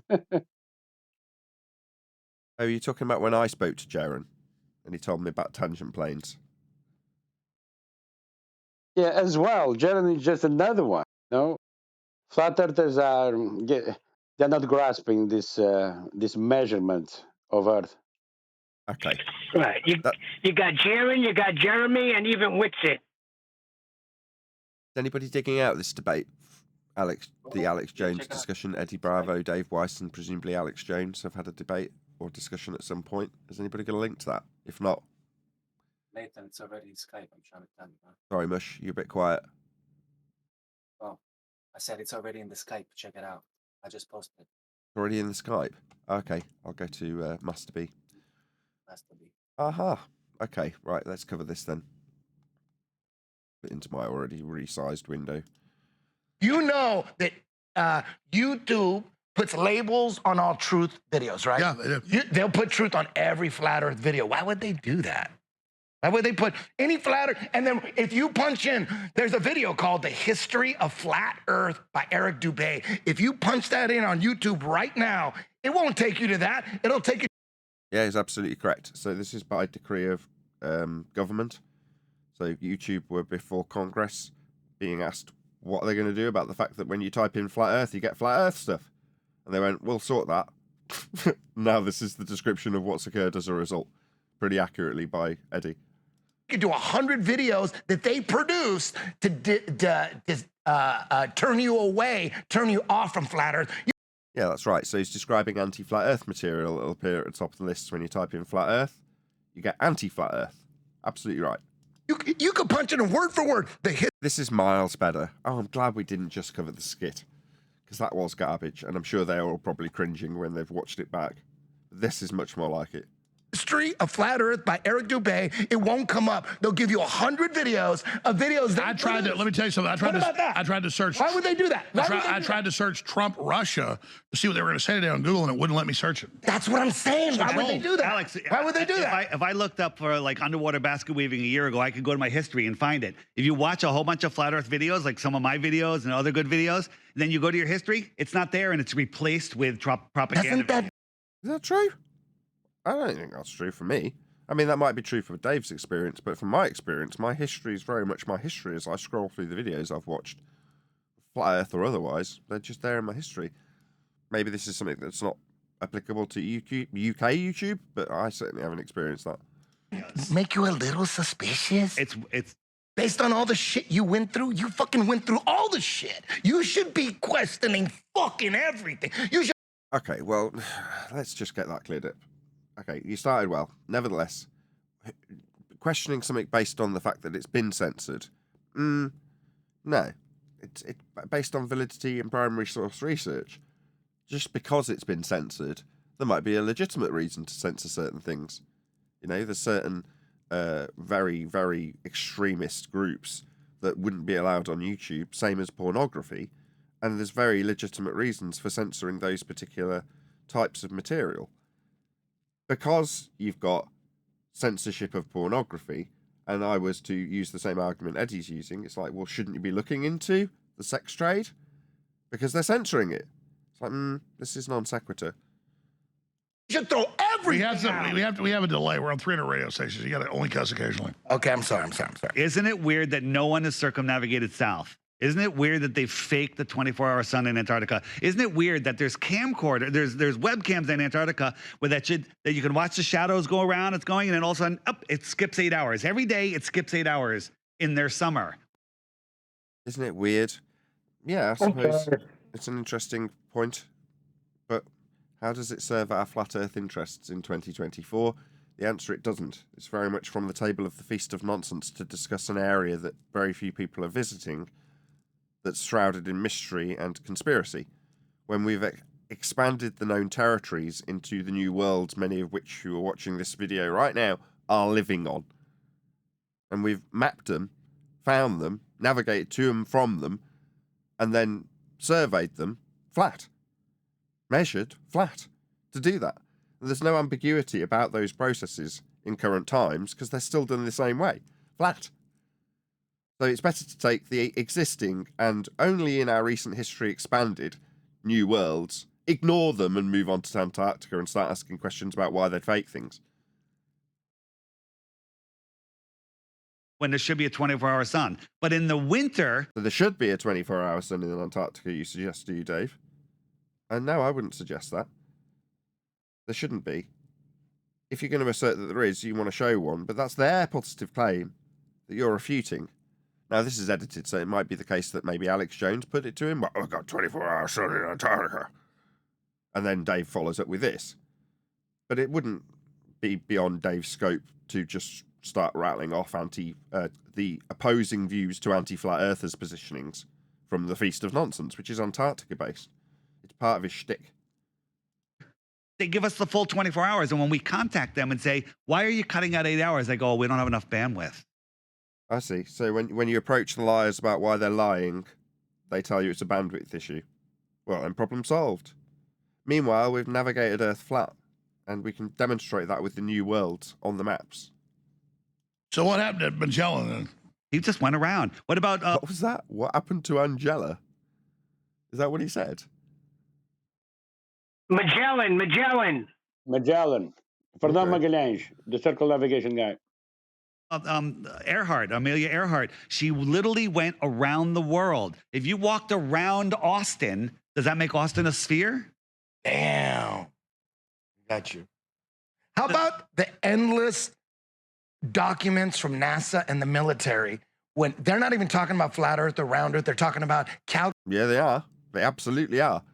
I've got plenty of documents from NASA describing how you measure elevation, specifically, and it's off a flat plane. Or how people negotiate in aircraft with respect to a flat, non-rotating plane. So they do talk about a flat Earth. That's because that's the world that we deal with, and they have to detail it when they're dealing with aviation, because otherwise lives are at risk. How do the NASA deal with it? Flat. calculating the motion of missiles and high altitude aircraft. When calculating, because it's got the trajectory and the speed, it's got to be perfect. The number one rule, document after document after document. The number one rule, if you want the precise calculations of the motions of missiles and high altitude aircraft, you have to assume we're on a flat, non-rotating Earth. You Yeah, that's spot on. That's from NASA. have to assume that the crazy conspiracy theory that we're on some flat Earth is real to get the right numbers. While other networks lie to you about what's happening now, InfoWars tells you the truth about what's happening next. Visit Info. God, can't believe you. Listen, I love you when you come to town. I love you to death, and I love challenging the system. But Eddie, Trump has been convicted of this fraud. They're trying to have World War III. They're announcing they're going to start. Here we go with a non sequitur fallacy. Yeah, there's a war over here, and the poor are dying. How could it be flat? Bombing Russia with U.S. weapons, and all I said this morning is, I said, you're coming in. Can you at least talk a little bit about Trump, the politics, the world? Got Dave Weiss by his side. He's a known flat earther, and you want to talk about something that's completely non sequitur, do you, Alex? Very telling. And then we can talk about, the Easter Bunny stuff. Okay. I'm being mean. No, Eddie wants to tell you the. Not really. I mean, if I was there, I'd just launch straight into how Earth is measured. Flat, that is. Big secret, the world's flat. Not really a secret. He's just told you NASA document it that way. Completely ignored.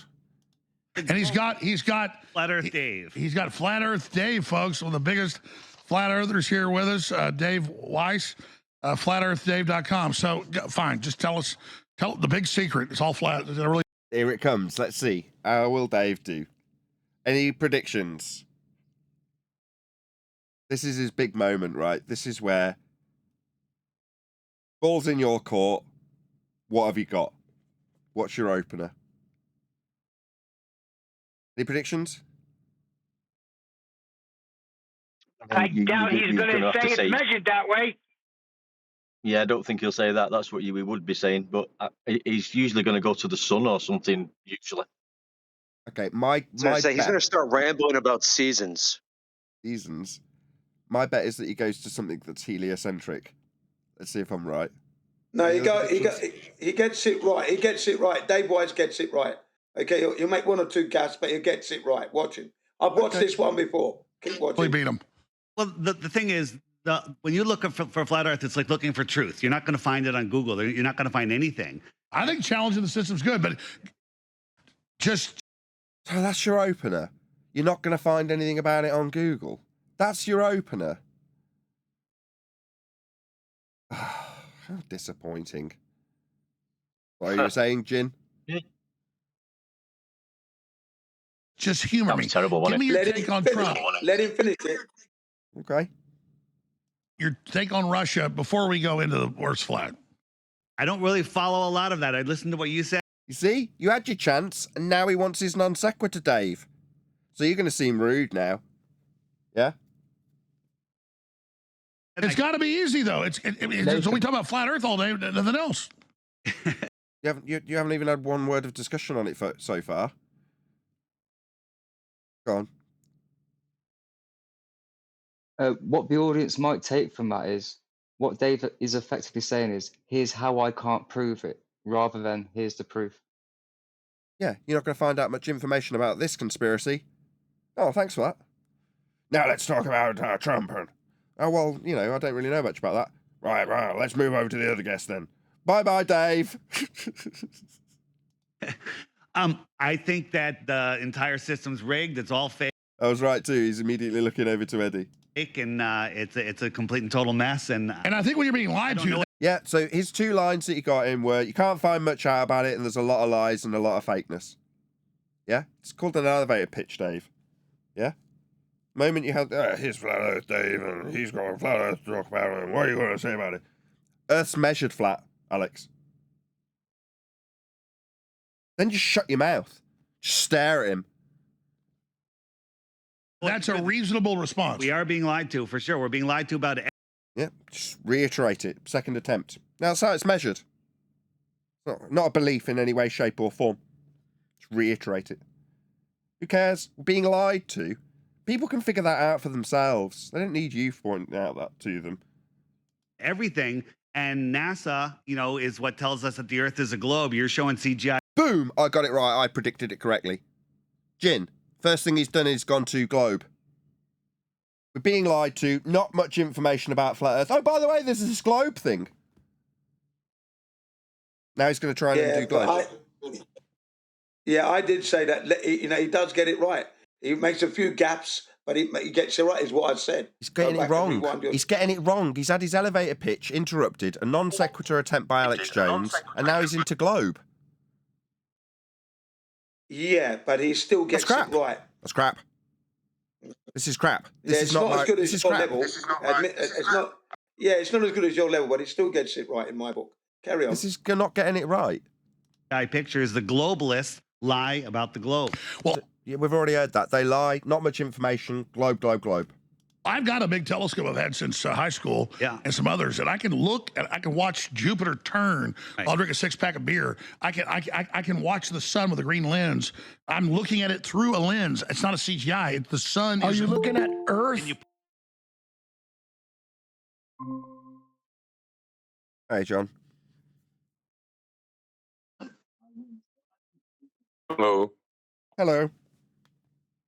Dealing with a bit of Alex Jones. Fun. Pull up Jupiter. Are you looking at Earth? No, but the issue is, as above, so below. Here's the deal. He's asked, are you looking at Earth? As above, so below. Okay, then. I mean, fair enough. If I'm in a wood, I look up at the trees. That makes me a tree. The universe is forming. It's explosive. It's heating. Everything goes into a globe, just like metal sprayed into the wind that's molten goes into little spheres. So No, it doesn't. You don't have a 3-dimensional view of the sky, Alex.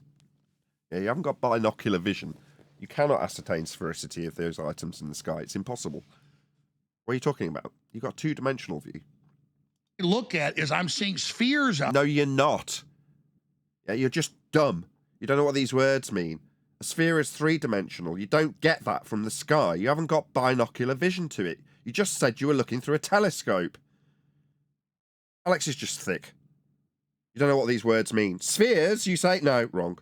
That's not what you're seeing. Out there. Right. And so are you saying Jupiter and Saturn are not round? Round would be accurate because that would be a 2-dimensional description of what you get when you look through a telescope. Monocular, single lens, not telescopic, not binocular rather. You're not getting a binocular view. You're not getting a 3-dimensional view. Now you say, I see spheres. Wrong. Asking your opponent, are you saying they're not round? Well, yeah, they are round through your telescope. What does that prove? I'm saying that they appear to be round. Who cares? What does that prove? It's a non sequitur fallacy. Ugh. This is annoying. If you could, anything in the distance will look like a sphere. Will it? When you look through a telescope? Seems like Dave has probably never looked through a telescope either. I have a video of a train in the distance, and it looks like the sun. It looks like the moon, but when it... What? When I look at a train in the distance, it looks like the sun. So you'd tell the sun. comes to you, you see that it's square. How are they rotating that? How do I look at them, myself time lapse? Yeah, you get about 15, maybe top seconds before you're going to get interrupted with the next question. So you're not going to get a full crappy example out, Dave, before Alex is interrupting you asking the next question. Got to keep it short. And they're orbiting, and they're an orb. Hey, orbiting, eh? Here's an advanced heliocentric purveyor of knowledge. We would appreciate that the origins of the orbital claim made by Alex Jones in the last 5 seconds requires a flat plane of reference to measure in order to infer this orbital motion. You'll need a couple of things. You will need angle measurements to all of the stars to form the ephemeris and develop into a celestial sphere with a flat plane to reference them with angles. First thing you'll need. The second thing you'll need is a radial value to infer a spherical Earth to put into the motion described by Kepler as orbits. That measurement of the R value to put into Kepler's motion of orbits is also measured on a flat Earth. It's the minimum elevation angle inferred from Polaris. As you back away from Polaris, it recedes towards the horizon to its inferred minimum. That is the outside edge of a sphere when measuring a flat radial value with Polaris. Ergo, it is required that a flat Earth be measured in order to infer orbits, as Alex Jones has just done. To put it more succinctly, you will need a flat Earth for orbits.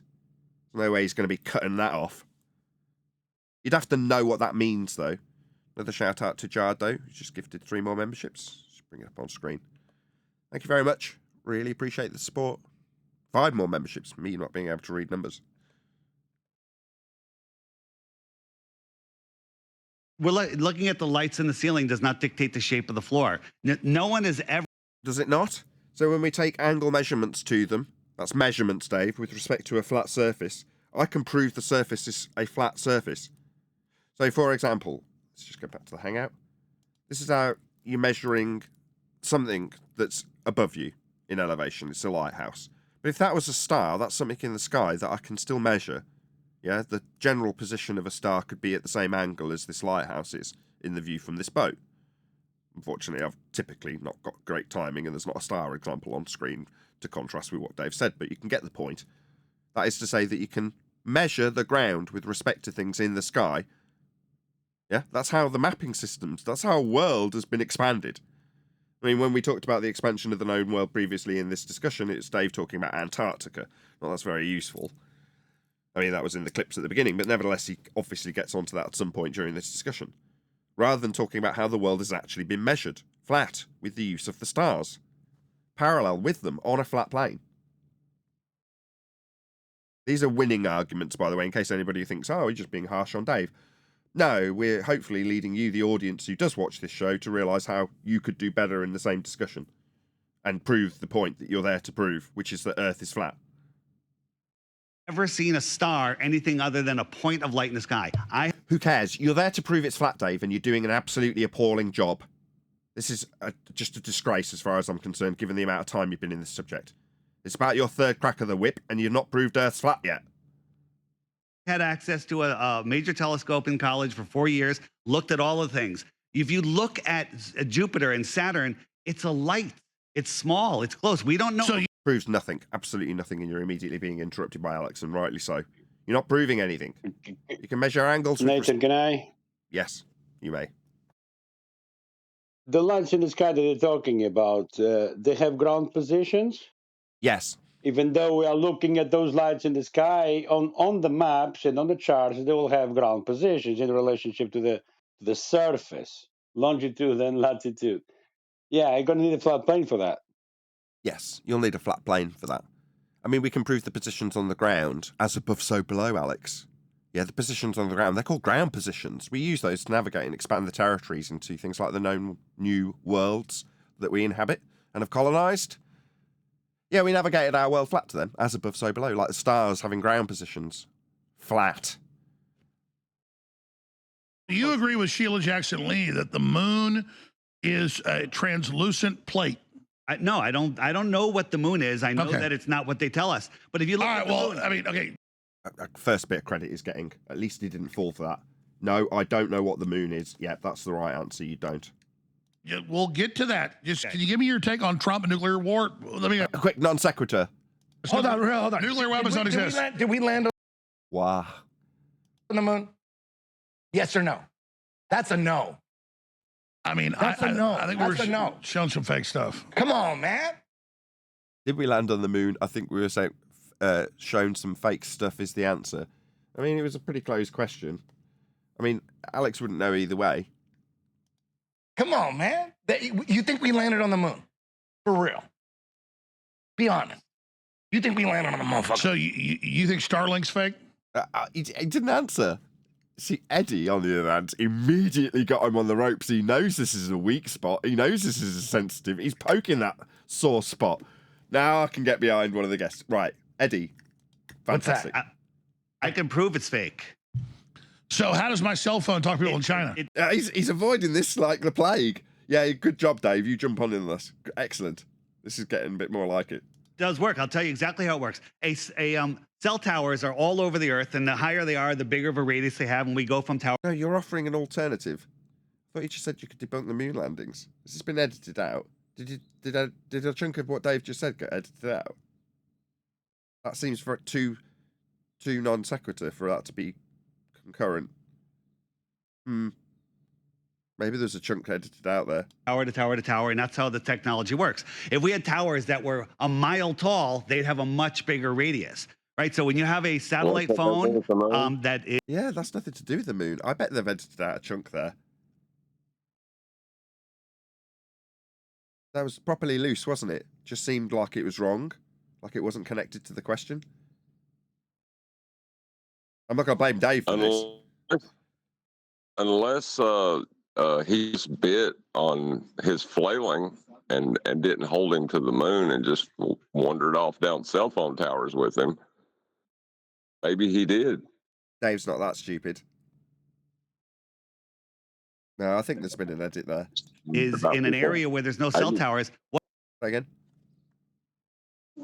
I used to say that about people too. I've been proven wrong a lot saying that. Okay, well, either there's been an edit or Dave has just non-sequited his way into La La Land. One or the other. I don't know which. What's it connecting to? Is it connecting to a little satellite? Well, let's just do it on his behalf, even if it is an edit or a non-sequitur on Dave Weiss's front. The question on the table is, did the moon landing happen or not? No, it did not. We know unequivocally that the claim that there is a moon landing requires a journey through a sky vacuum. Now, if the sky was a vacuum, the gas we are breathing at high pressure would fill that area of volume and we'd all be dead. We'd have never developed gas pressure in the first place if the sky above our head was 10 to the minus 17 torr vacuum. The sky is not a vacuum. In order to travel to the moon, you'd have to be going into an area that does not exist. That is precisely what they're claiming to do. It violates the second law of thermodynamics. That's entropic law, gas dispersion being the very specific process that is violated. Because gas, according to this claim of an area of volume, the gas below it isn't filling, where you can look back at a blue marble with high pressure gas not filling availability of space. A total violation of the second law of thermodynamics. You can't travel through a violation of the second law of thermodynamics to get to the moon. Ergo, they didn't. They can't. They haven't. There is no sky vacuum. Therefore, there's no journey through a sky vacuum. It's akin to saying we went through the wardrobe and travelled to the moon through Narnia. We got to it via Narnia. There is no Narnia. There is no sky vacuum. There is no way of traversing wardrobes. There is no way of going past high-pressure gas, waving goodbye to it, and then looking back at it not expanding into a vacuum.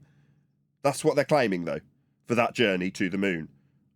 Now, that actually debunks far more than just the moon landing. That debunks everything to do with space. Because outer space is fake. I just debunked it with the second law of thermodynamics. Go ahead. They're also going to need a flat Earth for that, to go up to space, to outer space. Yeah, up and down is in relationship to a flat plane. Also, for the idea of calculating fuel to go to the moon. Also, it's based on elevation angles to the moon. All of the rhetoric is based on the flat plane. It's flying 200 feet, 300, 400 miles above us through space. Where's it getting its power from? How is it staying? How is it? I'm just going to pull Jin up because Jin originally said that he did well. Now he's begging the question of sky vacuums in orbit and asking questions about how they operate. You know, all this does is leave you in the mindset of globe Earth and how it might not work. Might not work. While you're contemplating how it will or will not work. Heliocentrism, that is. This is just such a crap show in 2024. This is poor. Following the Earth as it's corkscrewing through space. Why are we contemplating following the Earth corkscrewing through space? Because that's just leaving that visualization in the mind's eye of the audience now, isn't it? Earth as a ball, corkscrewing through space, right? Nod, nod, nod. Why are you doing that? Because that's all Dave Weiss has got these days. Globe Earth and doings. Is Eddie Bravo listening to this? Or is he in the room while this is going on? Yes. They're on either side of Alex Jones. Dave's on one side, Eddie's on the other. Connecting to is airplanes. Airplanes have the power source, they have the equipment. I have Wi-Fi in the airport. I was uploading videos on my flight to Austin, right? It connects to an airplane. It either connects to another airplane or down to a tower, and now you're connected. You use all the So you don't believe satellites are on? And I can prove that Starlink. They have blimps too. No, we're not denying that's there. You're saying there's no satellites. No, I'm not saying that at all. They're on balloons. There's stuff in the sky. They're on balloons. But have you seen the Starlink? Yeah, I don't get it. Why claim that they're doing something or on something when the motion that they're in is being laid on the table with orbital motion, and that's not being debunked? You need to debunk orbital motion. Satellites being on balloons is irrelevant to somebody who believes that they're rotating around a spherical surface in an orbit. For me, I'd point out immediately, you need a flat Earth for orbits. Where are you going to get your R value from for the orbital motion? Well, you need a flat Earth to measure it. There you go. That took Nathan, 5 seconds. Before you start, I think you may need to get with Eddie Bravo. It's time. I can't take this nonsense no more. Well, I mean, yeah, apogee, perigee, that's angles off a flat plane. Eccentricity, that's deviations with respect to horizontal. Everything about orbital motion is with respect to a flat plane, and you want to bring up satellites. It's pathetic. Yeah, I completely agree. The difference with Eddie is, while he is a personality who has declared that Earth is flat and does talk about it, Dave Weiss is a flat earther on the flat Earth circuit promoting flat Earth as our representative. The standards are very different for these two individuals. I wouldn't expect Eddie Bravo to be my ambassador. I expect Dave Weiss to be a good ambassador for me, and he isn't. Starlinks go across the sky. I have the trail of them, right? So when you look at a 747 up at cruising altitude, 5 miles, can you see the engine? You can't. It's very small, right? Meanwhile, height of the plane itself is described from a flat plane. Altitude itself is a flat plane measurement. It's so annoying. He's 30 not even star reference. Say again, one deck. Sorry, I'm saying it's just so annoying because he's not. I don't think he's mentioned the Earth once. No. Starlink satellites inside that engine. So that's how small a Starlink is. If you doubled the height of that airplane to 10 miles, you wouldn't even be able to see the airplane. No, the reason you're seeing them is they're above the horizon of the Earth with lights on them. Yeah, it doesn't matter. So a tiny mirror would. He's throwing these golden nuggets out that you just need to snatch out of the air, right? When he describes the altitude above the horizon, that's a flat Earth measurement that he's just described to you. You know, all roads lead to a flat Earth thing is so useful when your opponent's actually punting what he thinks is a justifiable reason for a belief in a globe. Because of the height above the horizon, says Alex Jones. What, you mean the altitude angle? That's a flat Earth measurement. You just need to keep banging it back at them every time they think they're proving a globe with this. Look big. No, it doesn't matter because the angular side. Back. Yeah. You just need to know your stuff. And when he says height above the horizon, what, the altitude angle? Yeah, NASA also described that with a flat plane measurement. You want to see some NASA documents that describe the altitude angle of aeroplanes? No worries. It's basic stuff that NASA described with flat Earth measurements. You can only do it with flat Earth measurements. You're talking about baselines and angles. Size is too small. Those Starlink satellites are 350 miles away. You think you could see a school desk at 350 miles away? All right, we will cover this, but you guys, before you came on, I said, oh, you got him. Give me, no, you don't have me. I know. I mean, I'm just totally focused on Trump being indicted, convicted, and world. He's just got this non sequitur up his sleeve. It's the third time he's used it. It's like he's a one-trick pony. He can only cover political issues. World War III, but let me guess, there's no nuclear weapons, right, Eddie? Absolutely not. 100%. No, I've heard this before. I've been around a while. Well, yeah. What's this being brought up for? To make you look like idiots. That's why. So, okay, so there's no nuclear weapons. There is no win in this. Yeah? There's going to be people on the side of this discussion that believe one way or the other what's been put forward on the table. And it will not in any way prove sphericity or flat plane. So what is it for? It's a non sequitur to make them look stupid. That's it. That's all it's there for. It's a tool. So that's meant for fear. It's meant for control. This is all. So there's about no what real technology is there? Oh, there's big bombs. They stack TNT at ground zero in Hiroshima and Nagasaki. There's. How does he know that? Let's see what primary. I was just going to say that. How the hell does he know what was done in Nagasaki and Hiroshima? What primary source evidence does he have for this? And why are we even discussing it when it's a flat Earth discussion? Who cares? Yeah? The world of conspiracy is not our bag, right? Now, don't get me wrong. I've started to learn that people who come to this subject via the roads of conspiracy don't necessarily just want to be told our Earth is flat. They don't necessarily want that. Suddenly it leaves all the mysticism behind, all the conspiracy behind, all the speculation behind. And they want it, don't they? People want that speculation. They want to be told that there can be a martyr, that they've been wronged, that they've been defrauded, they've been lied to, and they need to get up in arms about it. Well, I don't really perceive that to be the case. You, not me, might perceive the world to be very different after you find this information out. That's fascinating, and it really is irrelevant to the way that the Earth is measured. I mean, it's measured that way for both sides, you appreciate. You and your globe belief, and me with my flat Earth appreciation, both use the same measurements. Sorry, you've been lied. Who cares? Does it matter? So what? A bit sensitive, are you? So people lie? Oh, no. Yeah, people lie. Yeah, wow. Is this a revelation to you? You need flat Earth to find out that people lie? Yeah, they do. Does it alter the measurements of Earth? No, it's flat. For all who measure, even if they've got a globe belief, and their extrapolation will come from those measurements of a flat Earth. That's all that matters here. Whether or not Hiroshima had TNT versus a nuclear bomb. Who cares? Completely non sequitur. Video of troops stacking TNT at ground zero. Wow, the U.S. had invaded Japan and did that. Wow. War is a theater. That's why they call it the theater of war. They're all working together. There may be some rogue states and some stuff going on, but all of this is combined. Well, I mean, I get ridiculous. Yeah. Challenging and questioning everything. Sure. But I mean, so the Trump indictment's fake too? I don't know. I think they're really going after him. I think if Trump gets in office, that their plans might. But everything. I don't know, Alex. I really don't know how this has anything to do with Earth being measured flat. I mean, maybe you can tell me how Earth's flat measurements can link in some form or another to Trump.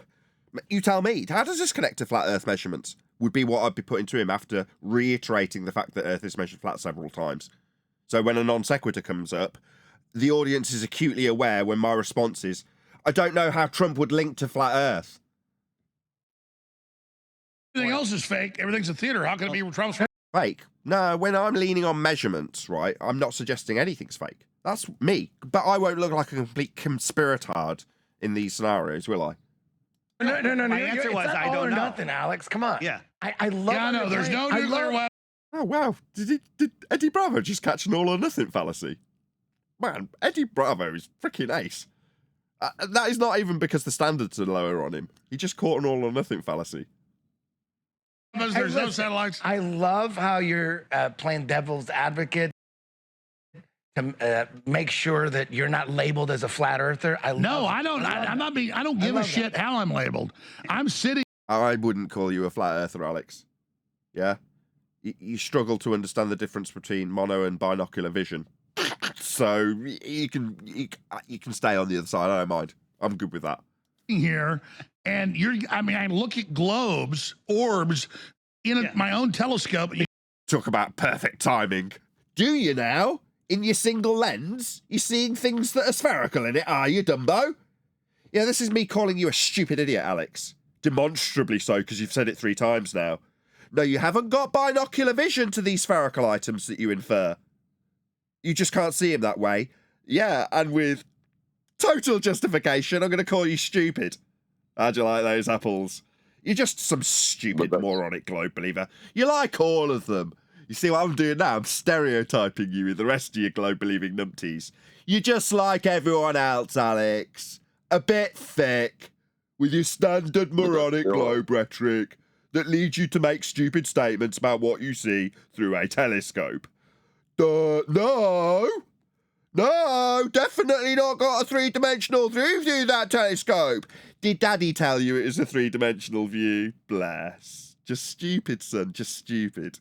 Did you look at Earth? But I'm on Earth. But that's still non sequitur.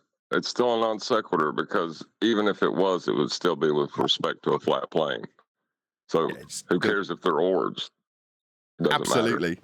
It's factually inaccurate, but yes, you're absolutely correct. It's totally non sequitur. It makes no difference either way. But how do we describe the angles with respect to these lights in the sky, John?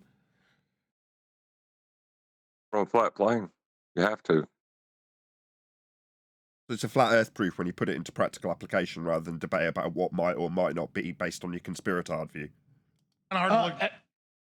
The fact that it's a debate. Kind of hard to look at my own ass. The fact, shouldn't there be hundreds?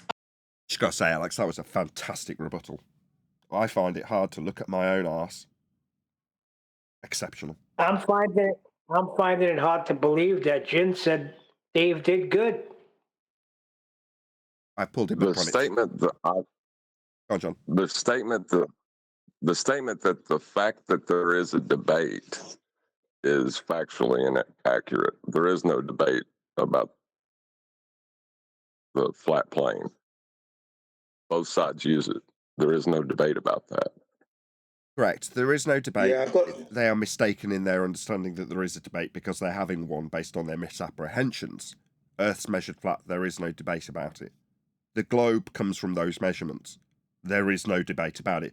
What seemed to be the debate was, I'll take flat Earth measurements and claim that I can prove a globe with them, and I'm going to tell you what your model fails on when you use this flat Earth that I say you have. So we've got a flat Earth I'm saying proves a globe, and a flat Earth I say fails. That's the perceived debate. Yeah.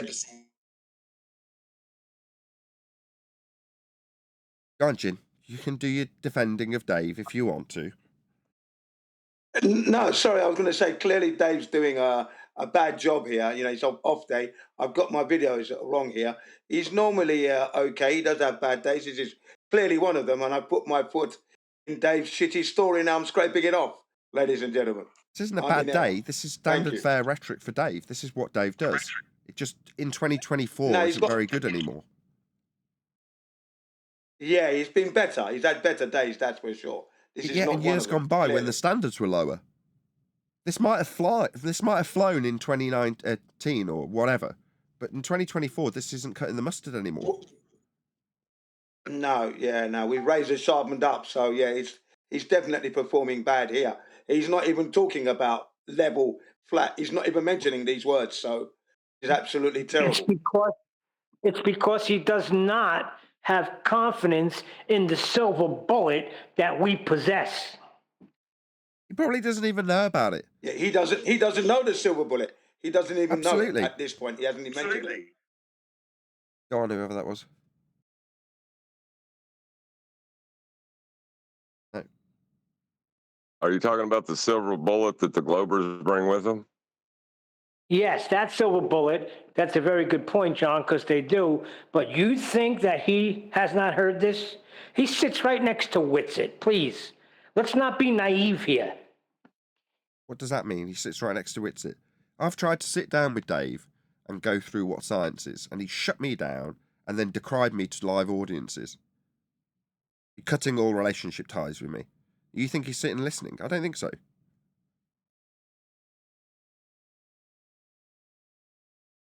That might be an interesting way. We'll carry on with this video shortly, right? But that is something that someone else has just reminded me of.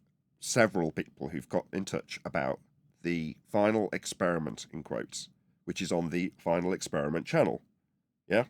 Now, this guy is using an affirming the consequent fallacy to assert that if he observes 24-hour sun in Antarctica, accompanied by a few flat earthers, then Earth is rotating and spherical. That's his affirming the consequent formal logical fallacy that's being used with a trip to Antarctica to validate this affirming the consequent fallacy. Now, we have pointed this out the moment we heard the claim. Now, that's not the biggest problem. The biggest problem is being called an experiment. So, at face value, the guy who runs that channel left a comment on one of my videos, and along with a whole load of globe shills behind him, when he didn't answer my questions, I've been left in the blank about how you are going to validate this experiment, and I've asked him specifically to give me independent variable, dependent variable, and controls for his hypothesis if it's going to be a validatable experiment as he's claiming it to be. Now, given the fact that, as I say, I've tried to explain this to Jaron and Dave, both of them have shut me down and said no. They're now, what, toddling along to Antarctica for an experiment? Now, this is of concern to my viewership, who are appealing to me going, are you aware that Jaron's going to be apparently going down to Antarctica to do a quasi-experiment? Now, in the past we've said, I mean recent past, all right, this sounds like history repeating itself. Something comes along that's stupid. A lot of high-profile, in quotes, flat earthers are suddenly on board with it and then being humiliated. Yeah, we've seen it before. Well, now we're in a position where we don't even need 20/20 hindsight. We're telling you, this experiment is an affirming the consequent fallacy and has no valid hypothesis. That's it. That's the end of that discussion. Well, there is Can I one add something more to that? question I would like to ask John, then George. Overs in relation to that. Carry on, John. Oh, yeah. How does the elevation of angle to the sun never dipping below the horizon prove it's a sphere? It doesn't. Oh, dear. It doesn't. It proves there's a measurement of a flat Earth taking place. We've also pointed this out. Now, I've done this between you and I, actually, John. It was us, you and I specifically, that did this on one of the shows about a week ago. And I've trimmed it out and called the video The Final Measurement, or Antarctica The Final Measurement, or something like that. And it's basically us going through it step by step. It's very simple. This is affirming the consequent fallacy. There is no validatable hypothesis. That's it. There's nothing else to it. Now, had people like Dave Weiss and Jaron actually paid attention when I tried to educate them in what science was, rather than decry me as a scammer for trying to educate them in what science was, they wouldn't be falling victim to the exact same shite yet again. Yeah? Last time it was them doing the experiment, wasn't it? What do you know? Bob, now deceased, was affirming the consequent with gyros. Yeah, I stepped in to try and explain this to him after the fact. Admittedly, you could turn around to me and say, well, it's all well and good you doing that with hindsight. Where were you before they went out with Netflix? Well, I wasn't, was I? So yes, it is with hindsight. Well, not anymore. We're telling you, there's no uncertain terms. This is a fallacy. The reasoning and logic behind it is not going to be scientifically empirical. It's flawed. It's fallacious. It's an affirming the consequent formal logical fallacy. So we've told you. Now spread the word. If anybody else wants to ask about this Antarctica crap again, we've told you. It's not a validatable experiment. It's an affirming the consequent fallacy. End of story. Hold on. Hold on. Don't think they've fallen victim. You think they've fallen victim, Nathan? Really? I'm surprised. Whatever. I don't care how it gets spun. You can only take things at face value, regardless of the justification if they get caught short at the end of it. which they will if they don't appreciate what the magic trick is when they step on stage. Right. And on as far as the other magic trick, the other time that they shot themselves in the foot, how does a gyroscope keeping a fixed plane of reference in any way prove Earth is a sphere? It doesn't. You need a horizontal plane of reference in the first instance to do anything with gyroscopic motion.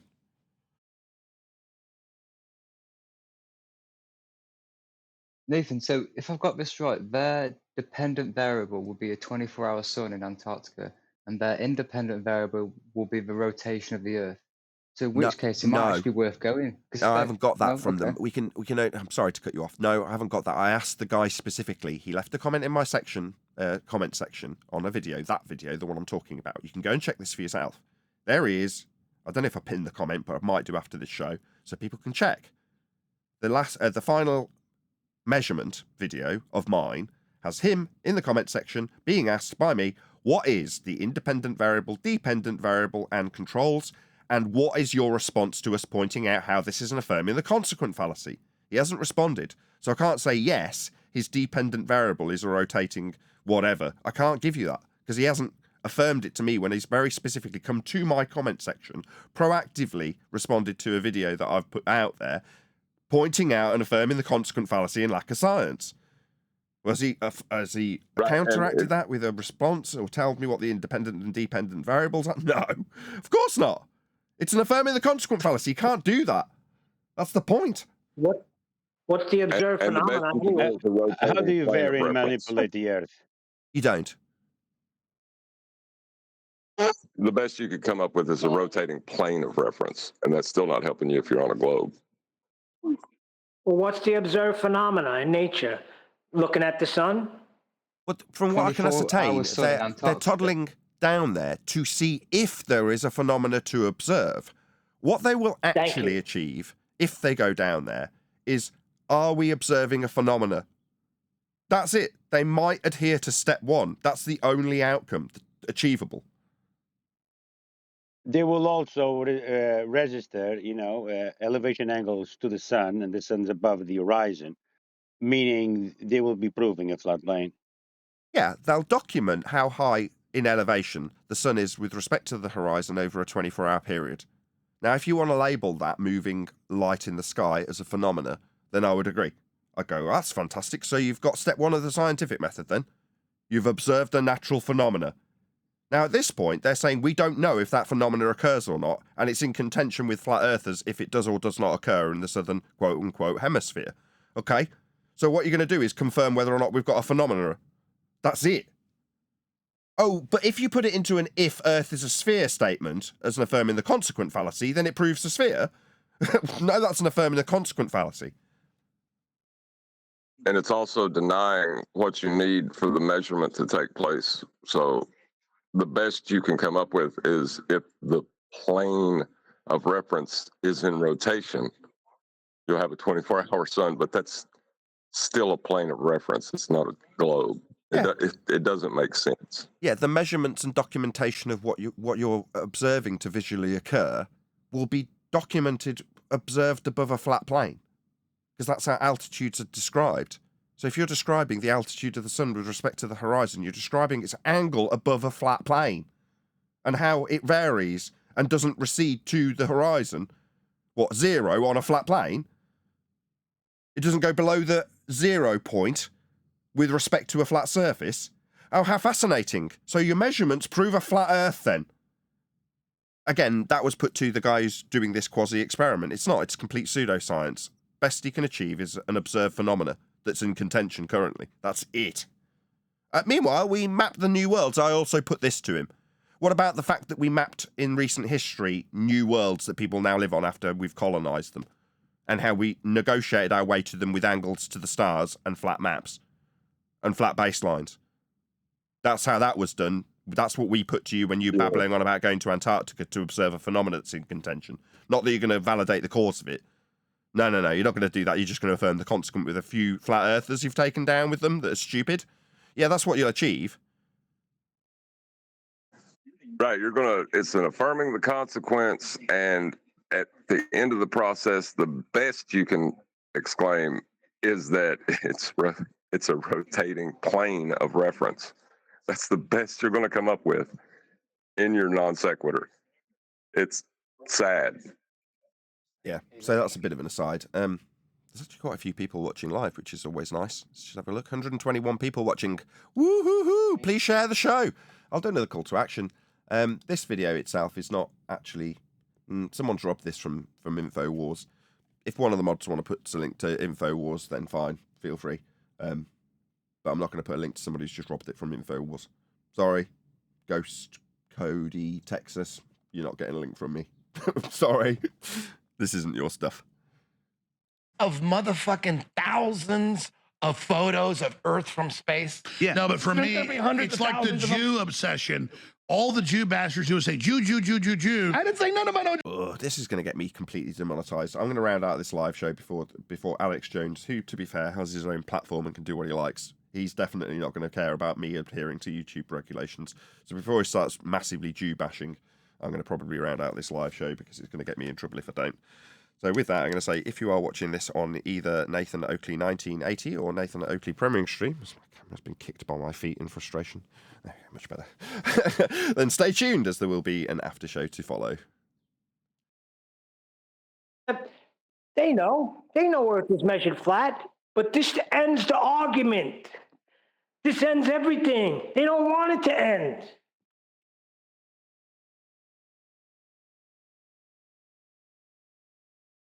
You're saying the flat earthers don't want the argument to end? Some flat earthers, like that camp over there, they don't want it to end. There's money attached to it. Yeah, it would seem so. It would seem like the revenue is controlling them there somehow, because they don't seem to want it to end. Is correct. I would agree. Adam. Well, the Feast of Nonsense is built. Hey, Adam. But the Feast of Nonsense is built on the idea that there is an argument to be had, right? Yep. The argument that if I take a flat Earth measurement and suggest that it proves a sphere, I can tell you how your crappy flat Earth straw man doesn't work against it. Right, and then I can take that same crappy flat Earth straw man and say, look how it does work, though. Yeah, there's a Feast of Nonsense. Both sides are, I wouldn't say benefiting, but one side, the purveyors of that information would benefit. Right. Maybe. I mean, we could speculate all day about the people who prop up the Feast of Nonsense being algorithmically favoured, but it would be pure speculation. And in my humble opinion, it would be perceived as just bitterness on our part, or my part. And it's like, number one, I'm not. Number two, I just want the people who are ahead of me in terms of popularity to be good ambassadors for us. And they're not. Yeah. Well, you tried. Well, like with this final experiment thing, they're calling it. You know, fool me once, shame on you. Fool me twice. Who's the false thing?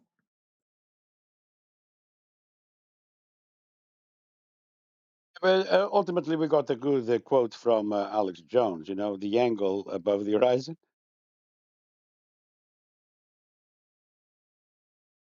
Oh, were you talking to me? I'm just making a thumbnail, so I'm slightly distracted.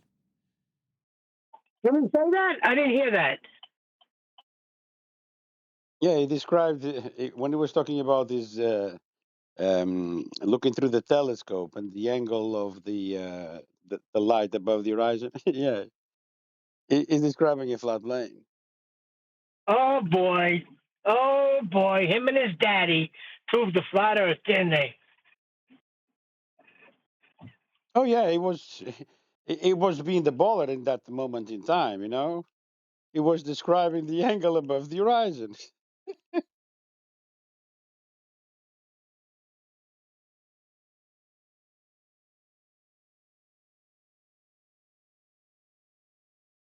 He didn't I'm got the so memo. sick of them. I'm so sick of their nonsense. I'm sick of Shice. Sheeran, Witsit, tired of all of them. Yeah, spheres don't have horizontals, though. That's the problem.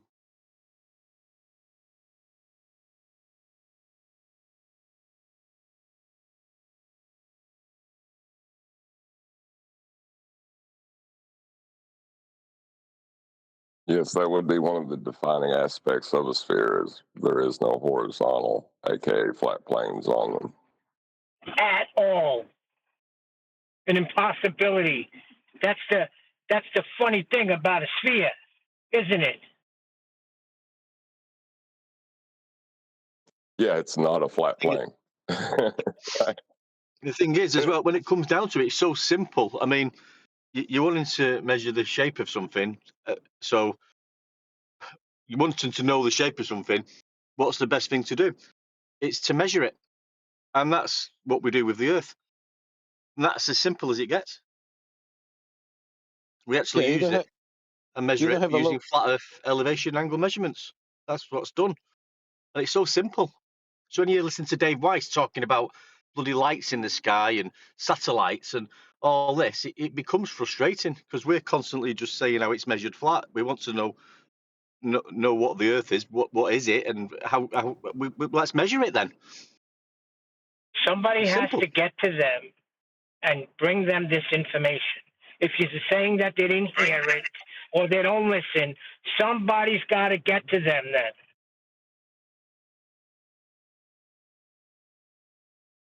Yeah, I tend to end up arguing with flat earthers as well on certain channels when you stick to your guns to measure the ground under your feet and that, right? Guess what they say? Yeah, but you keep repeating yourself.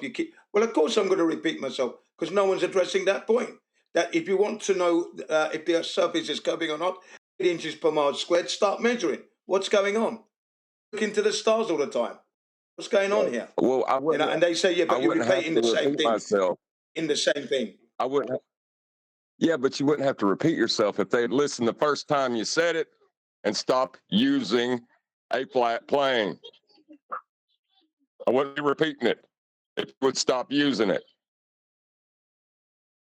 Yeah, spheres that don't have locally flat. It doesn't exist on spheres. Yeah, there are no flat planes on a sphere. The same thing. Exactly. 8 inches per mile square, remember? Of deviation from straight. The dingleberry.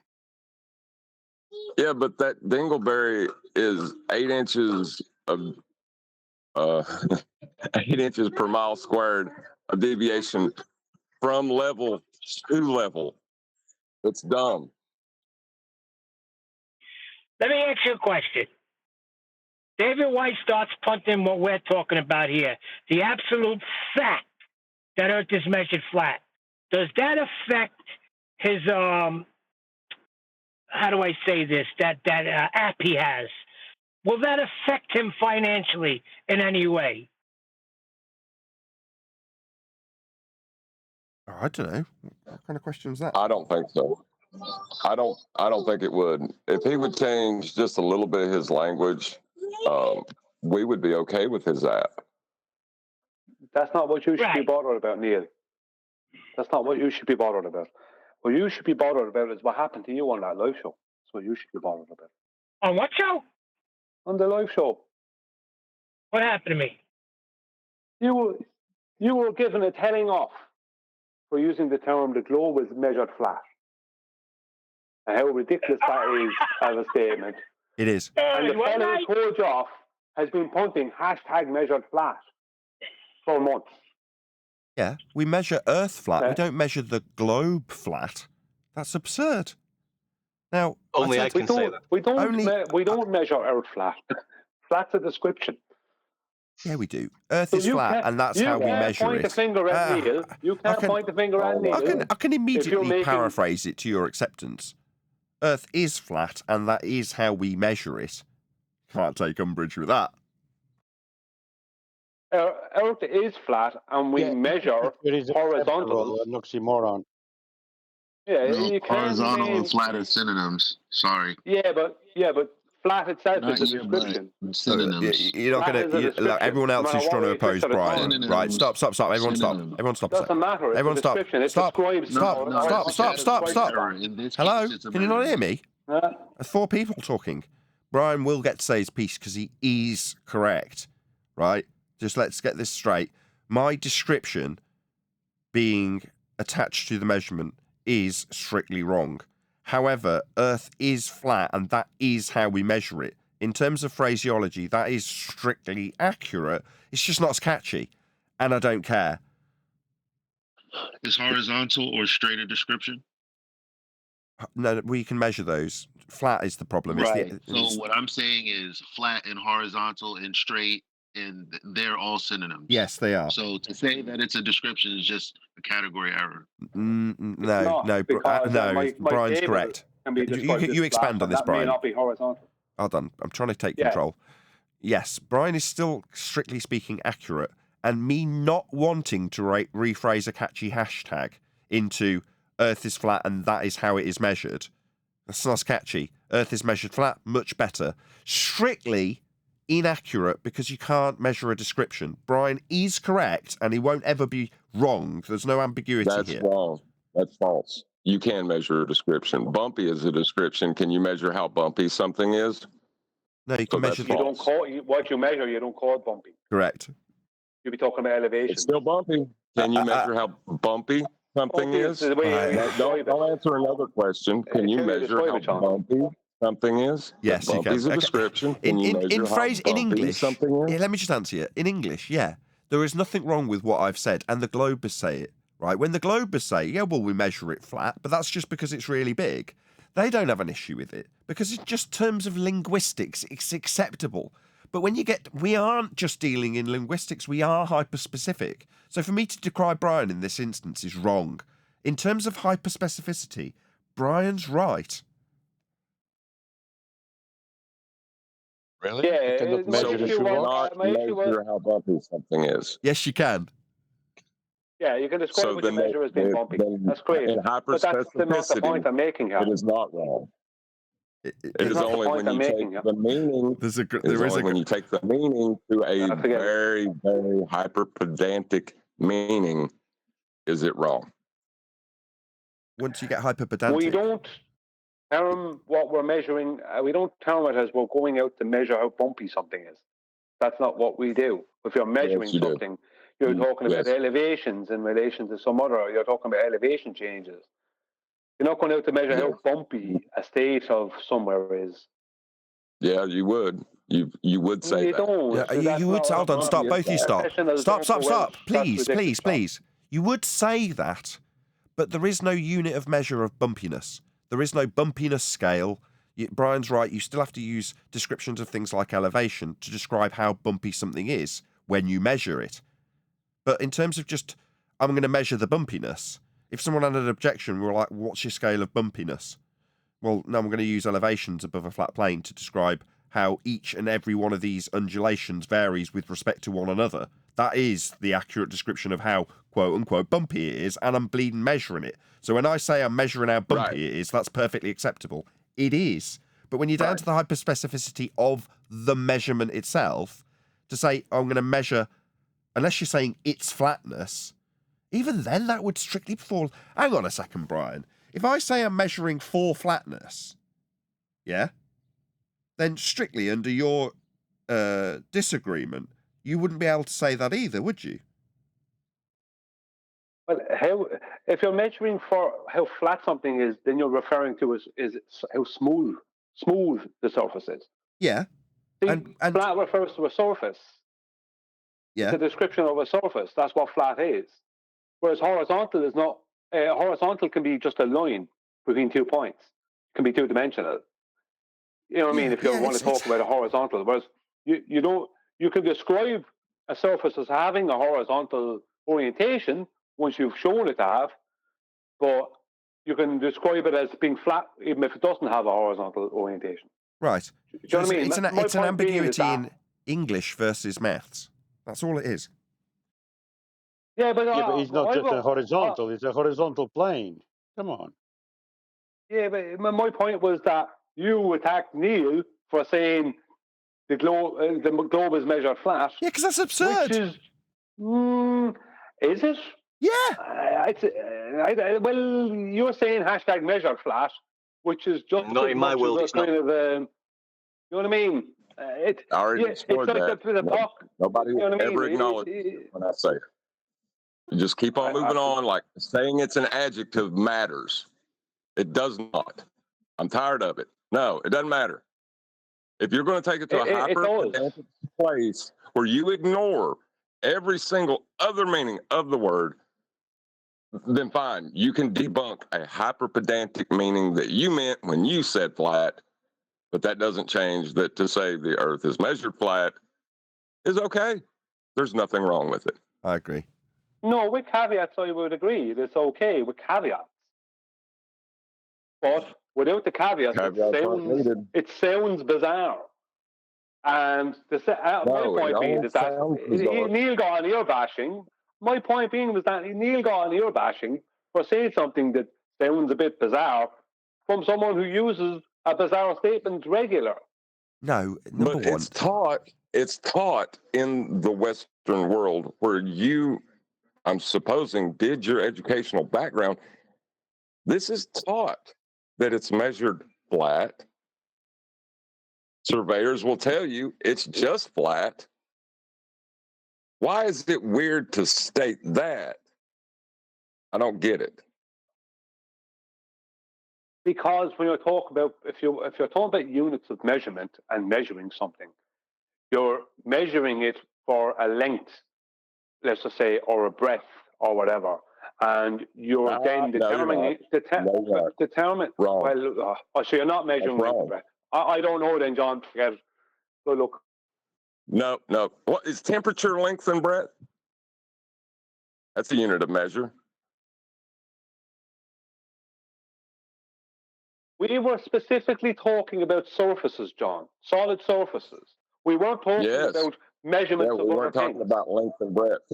We weren't talking about length and breadth. We were talking about surfaces, not length and breadth. How do you measure? What are you measuring when you're measuring a surface, John?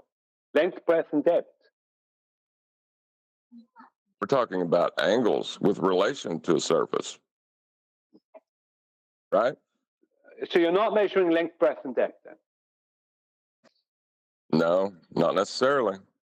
Are you measuring the length, breadth, and depth of the star? If you're not measuring one of those, you're not measuring the surface.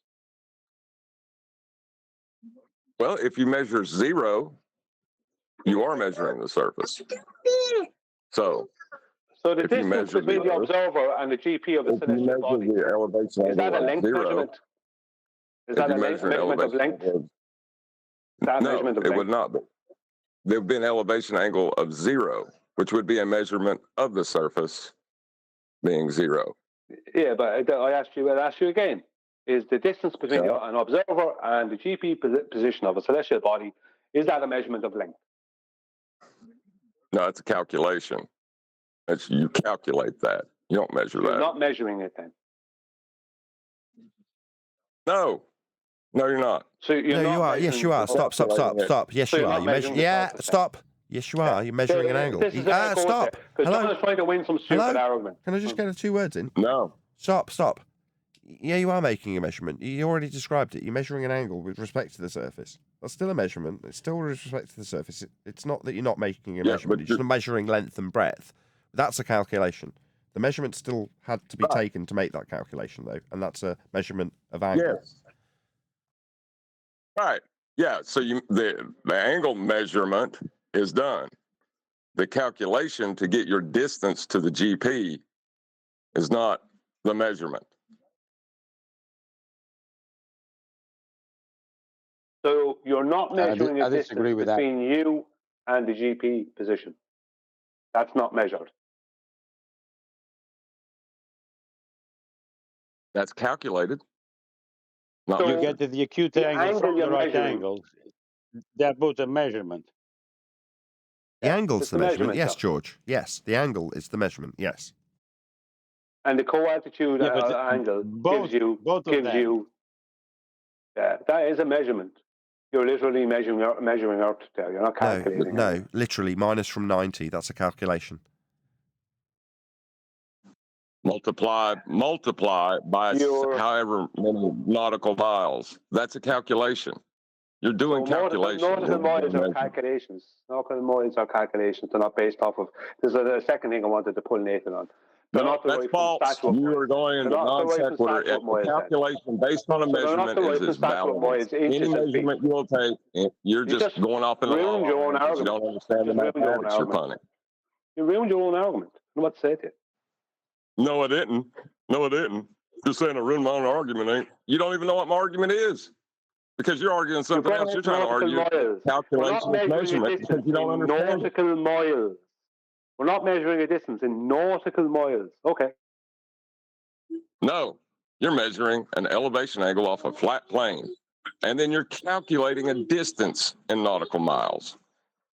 That's validatable. And it has been. They call it celestial navigation. But how's that ruining my argument again? Nautical miles aren't a calculation. Yes, they are. No, they're not. They're derived from statute miles, which are measurements. Derived, calculated, same words. 1.1508. 1.1508 statute miles is one nautical. It's interesting calculation you got there. Really? Yeah, that's a calculation. 69.04 statute miles will equal 1 degree of change, angular change to the sky. That equals calculation, calculation. You don't understand it. So which part is a measurement then? Because I'm using 90 degrees with the sextant as well. That's just a calculation then under those circumstances. So statute miles are also just calculations. They're also just calculations because I can describe everything I do in statute miles. That's all or nothing fallacy.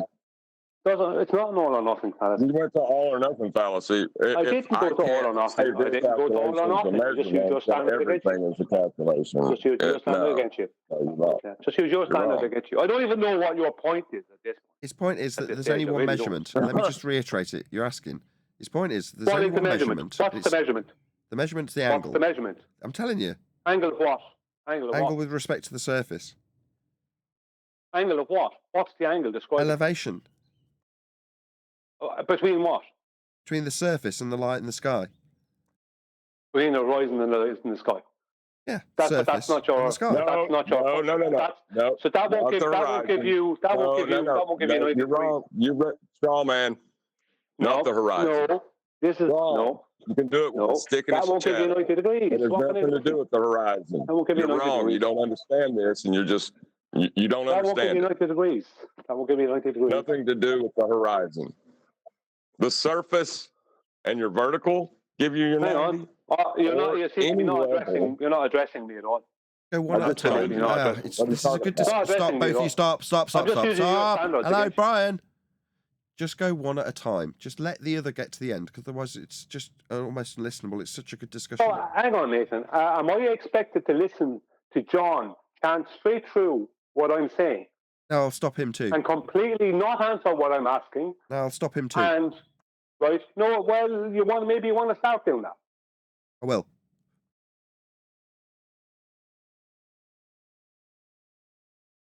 Anyway, my point is derailed because it was so important to stopping John talking through me. Go with it then. Quit bouncing around on ceremony like anybody cares. So what are you measuring? You're measuring an angle. How are you measuring an angle between the horizon, right, surface and celestial body? And will that give you 90 at the observer's position and 90 at the... Will that give you 90 You're not measuring at the Brian, GP? you've got to stop. Brian, you've got to let him answer. No, false. Brian, let him answer. That was Slim saying false. Is that an answer to what I asked? False. That's false. That is not an elevation angle. The angle between your eye and the horizon and the object in the sky is not an elevation angle. It is only after you do a calculation can you turn that into an elevation angle. An elevation angle can be taken with a stick in the ground and a flat surface. Yeah. The horizon is but you're still not. going to need. The horizon is not part of the measurement, but it is something you can You're use to referencing the calculate. horizon. Yeah, referencing Oh my the God! horizon. No, you're not. What is it you're seeing? Why is it you're sticking on this horizon? Why are you You're not interrupting answering me? You're not asking any of my answering any Why of do my you questions. interrupt me? You're not answering any of my questions. Brian, you're You're rumpusing him again. Brian, You're latching onto the word horizon. Brian, you're cutting off the end of his statement. Nathan. Cutting off the end of his statements. What statement? He's not making any statement. He's talking about. He's not answering anything I'm asking him. This is getting ridiculous. Yeah, I did. I specifically answered that the elevation angle measurement is not between your eye and the horizon and the object in the sky.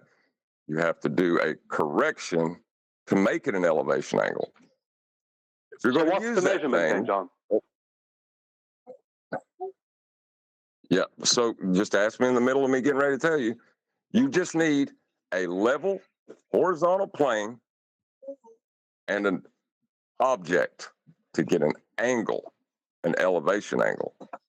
You don't have that if you're drawing an angle from your eye to the horizon and from your eye to an object in the sky, because the horizon's below your eye level. That's brilliant. So what is the measurement then, John? What is your measurement? What is your measurement? I just told you, and I addressed your measurement. Because you're telling me about an auto-corrective calculation. Respond to what I said. It's the third Respond to what I said. Don't keep saying that. He's not answering what I'm asking him. Like he's literally trying to hijack what I'm bringing up and make it his point. He thinks I'm totally stupid. I addressed your point. It's not hijacking. I addressed it as a non sequitur. It was a red herring. Listen, John, you're claiming something is. You're claiming that the elevation angle is a measurement, right? Are you not? Yes, obviously, I stated that. But when you brought in the horizon, that is not the elevation angle is a measurement, right? And that the distance between the observer and the GP point is not a measure. Just let him make the end of that statement. Well, I can't get any... Listen, Nathan, I can't get any clarity here as long as you keep on saving your special boy. No, you keep interrupting the end of his statements. You're the one that whined. You're the one that whined to Nathan about, oh, you got to stop him from speaking. Whenever I red herring his point, okay, right? Both of you Nathan, stop. Both of you stop. Both of you stop. Both of you, please stop. Please. Right, Brian, you are cutting off the end of his statements, right? So he's trying to redress what you put to him about the horizon with respect to being a measurement, and he's saying no, it isn't. You can correct it. I'm asking him what the measurement is, and he's not. No, you're interrupting me. You're saying you can correct it into being an elevation angle, but an elevation angle is specifically with respect to the horizontal plane of reference you're standing on. And if you're not, that's your example with the horizon, then it's not an elevation angle measurement yet, because you've got to do a correction. Yeah, a calculation. Yes. So the very thing, this was my point. So you've got to use a calculation to do what you're claiming to be a measurement. Now, I have no hassle with the whole thing being a measurement, but if people want to say that the distance between the observer and the GP point is not being measured, then that means the GP point means nothing, number one. Number two, it means if I want to get pedantic about it, it means that none of it is being measured outside of the height of eye with a tape measure. That's the only part of it that's measured. Nathan, the rest is only a made-up calculation. That's literally, I literally can say that based off of the standard that's been given to me. Okay. Well, no, you can't, because you don't know what a measurement is, because you just said that a tape measure is the only measurement that's being taken place. You don't know what a measurement is. The elevation That's not what I said. angle, what I said is Brian, you're cutting him off. That is what you said. Brian, I just want to hear the end of the statement. He listened to everything you said. He didn't cut you off. Why should I listen? Why should I not state when I am being strawmanned? Why should I wait? Why should I not jump all over when someone's repeating what I just said? What? You call what you just said a straw man? When I make a measurement at port, it's a straw man now. That's what I you said. It's far more context not to it, me. but it made sense. What you said, what you brought up was a straw man. You tried to use what I said and turn it into a straw man. And what did you say, Brian? Well, I can I mean, a add straw something, man please? is also when you take someone's position and weaken it or leave out elements of it. So to be What did I leave out? What did I leave out? Just let him repeat it. You left out basically everything leading up to me saying what I said concerning the measurement with the tape measure. All of it. Okay.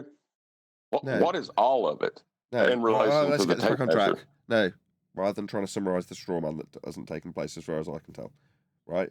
The point that we're at in the argument between Brian and John is there's an assertion that there's a measurement being taken place from Brian, and the only measurement that's being taken. What's going on? What's going on? What's going on? Oh, sorry, I'm off mute. Sorry. There's an assertion that there's a measurement being taken. The only measurement that Brian says that can be asserted as a measurement is dropping the tape measure at port. Response from John: no, there's an elevation angle measurement being taken. Brian's response: no. That's not what I said. No, that's what John said. That's not what I said. That's not what I said. You said Brian John said this. said. That's not what John said. Okay. So John says, no, there's not just the tape measure at port, there's also the elevation angle. Your response is no, because that involves a calculation. Brian didn't say there was only just the tape measure at port. That's not what Brian said. Again. That's why I asked you to repeat it. There's no point, Neil, because John is going to strawman me, and then Nathan is going to go along with the strawman. What's the point? And That's tell what I me, heard you say. No, that's what You said, your exact words were, you said, as far as I am concerned, then there's only one measurement when you measure with a tape measure your height at port. That's what you said. No. No, wait, Brian. No. He said if you're going to apply some standard. Now I missed the details of that part, but he did say more. He said if this is the standard, then the only thing I can call a measurement is the tape measure. Yes. At port. And Brian, and then John responded, so you don't know what measurements are because there's another one, the elevation angle measurement. That's a measurement. Yeah, but no, the elevation angle measurement. But no, if I use the standard that's been put towards me here, then the elevation angle measurement that you're calling is not a measurement. It's the only actual measurement happened at port. Okay, why not? That was my point. Okay, fine. Why not? That was my point. Okay, fine. We're going to pass back to John after you respond. Because why not? You're not because after that, all you're doing is using a measurement from when that you made at port to correct the calculation you make at sea. What if you do it in a rubber ducky like? What if you do it in a? No. Hello. What if you do it in a? Hold on. I'm going to pass back to John. Hold on. Hello. Hello. Not 1 second. We heard. Right. You didn't hear. You didn't hear. It did. You said you got to correct from the port measurement. I heard. Let's just pass back to John. This is going to be audio chaos. I might hear that as well. I'm sorry for making it worse, but it sounds like that's what I'm hearing, John. I ain't gonna lie. Right. So you take an angle measurement. It is an angle measurement you take from your eye to the horizon, your eye to the celestial body. You use a calculation to establish the horizontal plane of eye level. Not necessarily the plane you're standing on is an elevation angle. It's just an elevation angle is an angle with respect to the plane of reference.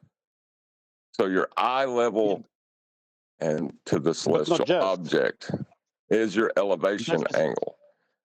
Now that is measured. Hold on, because George.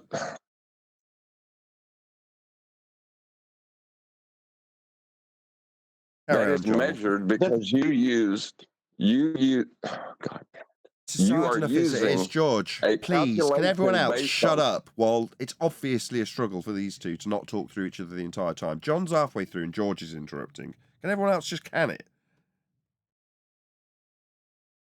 You're using a calculation based on your height of eye to establish the horizontal plane of reference. There is your elevation angle.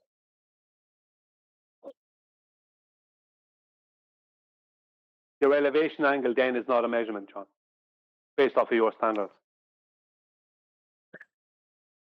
It is if you have a horizontal plane to take it from. After, we are not talking about that. We're talking about at sea with a marine sextant. You need to correct. You need to make a correction, right, to what you get with your sextant to get that horizontal plane. Now, I have no hassle calling it a measurement. I have no hassle. Brian, you can't just keep going after you've made your statement that's obviously going to warrant a response. Continue being involved in this conversation. Because you're waffling on after you've made your statement that he wants to respond to, and now you're not letting me take charge. Brian, Brian. I can't do that. Yeah, because I'm trying to take charge and you won't allow me. You're not taking charge. I am. You're just not listening to what I'm saying. You're not allowing me to finish what I'm saying. You're telling us what you're not saying. I heard the first 3 words. I'm not saying means I don't need to hear it. We don't need to hear what you're not saying. That's not what I said. That is not what I said. So you're not listening, as I said, which proves you're not listening. I'm wasting my time here because you have a bias, Nathan. The problem is I wasn't allowed to finish. Neil, bloody hell. Now it's Neil I've got to try and take control of. Neil, for the love of Jesus. It's hard enough trying to keep control of Brian and Neil, Brian and John. Well, I've just take a hint. I've just told George to can it.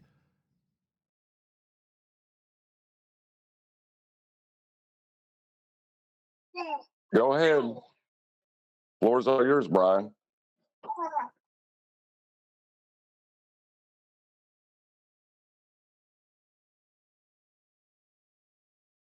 Did someone ask me to go ahead? Well, he's not being allowed to finish. You don't have anything to say now. Go ahead with what? You don't have anything to say now? Go ahead with what? As soon as I start talking, you can't shut up. But it'll be then Nathan will come in and say, Brian, you're over talking John. Go ahead, and Brian. The point of the making will be gone. Well done, John. Well done, John. John. Okay, John, stop. Brian, go ahead. What, Nathan? The point I was trying to make is pointless now because it's gone. What's the point? You're not going to allow me to finish anything. You're going to allow me to finish it 7 fucking minutes later. Please don't swear. What's the point? So right. I don't care. You go along with John. You can believe anything John says. I don't care. How about that? Anything John says, even though he's wrong, you can believe anything he says. I know what I'm You don't know why I'm wrong, but you can say it, right? I know what I'm talking about, John. John, if you're making a correction to what you do with the sextant, then that means that the elevation angle is not a measurement. No, that means that... And you're not measuring, because you're claiming... No, I have no hassle. I have no hassle. Hold on, John. Okay, right. Obviously, stop. Brian obviously had a bit more. Go ahead, Brian. Yeah, of course I have a bit more, but every time I go to get there, your body comes in, and then you come in the same. Now, either you want me, this is a serious question, Nathan. Either you want me to continue this on here, or you don't. Just give me yes or no, I don't care. Don't ask me a question if you don't want me to answer it, Brian. I'm talking to Nathan. I hear a question, and then I hear you carrying on, and I stop you. That's not an answer to my question, Nathan. Yeah, I do want you to continue. Yes, it's carry on. It's not an answer to my question. Yes, Nathan. Please feel free to continue, Brian. Hopefully it will. No, do you want me? Not feel free. Do you want me or not to continue on with this? Yes, keep answering you. Yes.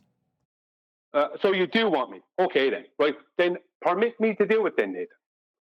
Go ahead. Cannot see how you can claim, right, that the elevation angle is a measurement, right, but claim that the distance between the observer and the GP is not a measurement, when the elevation angle that you're referencing has to have a correction from an actual measure, from a measurement upward. Now, I have no hassle with the whole lot being a measurement. I'm fine about that.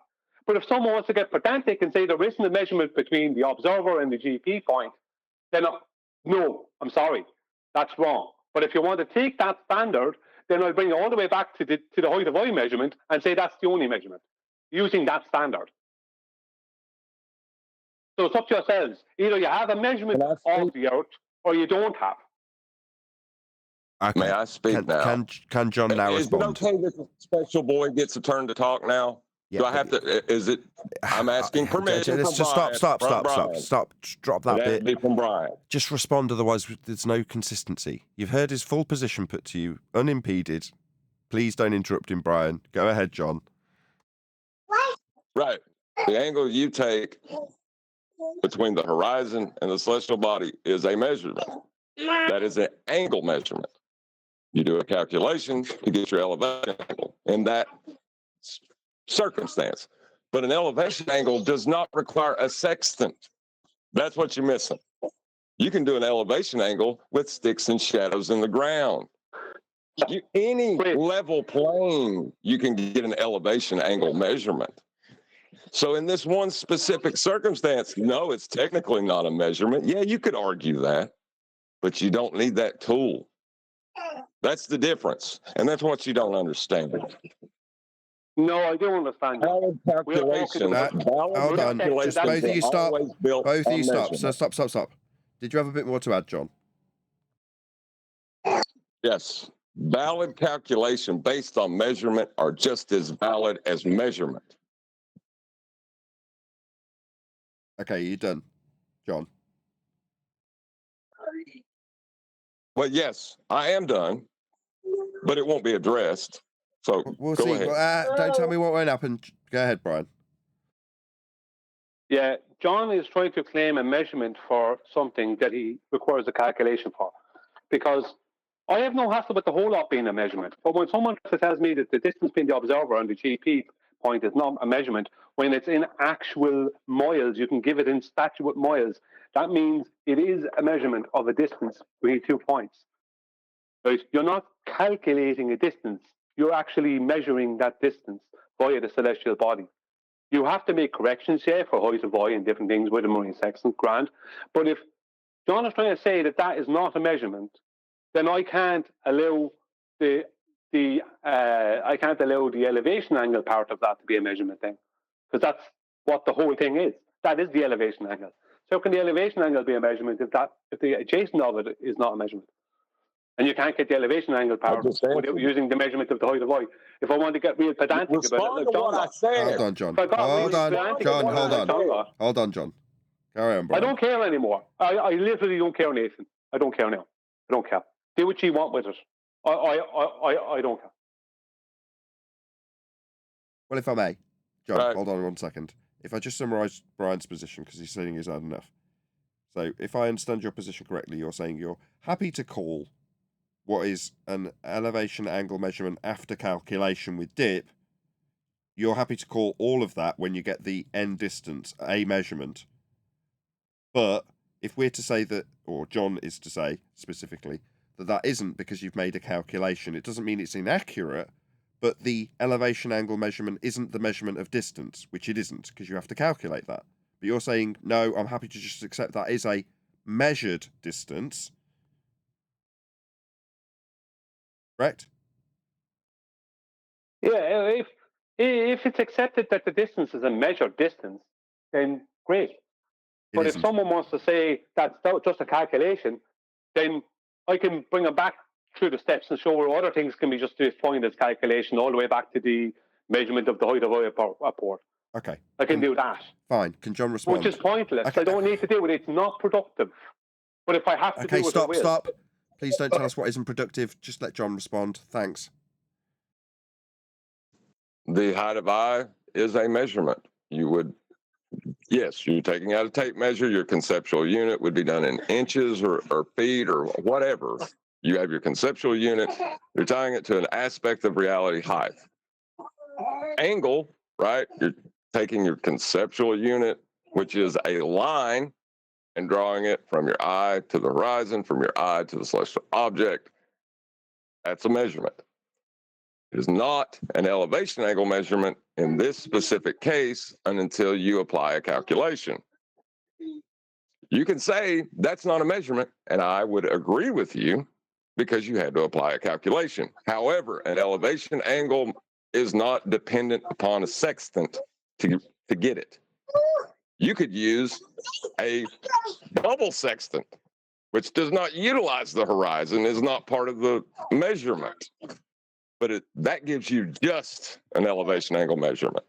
without correction. You could use a stick in the ground as your vertical with the horizontal plane of reference, giving you your elevation angle. That is a measurement, though. That's the difference.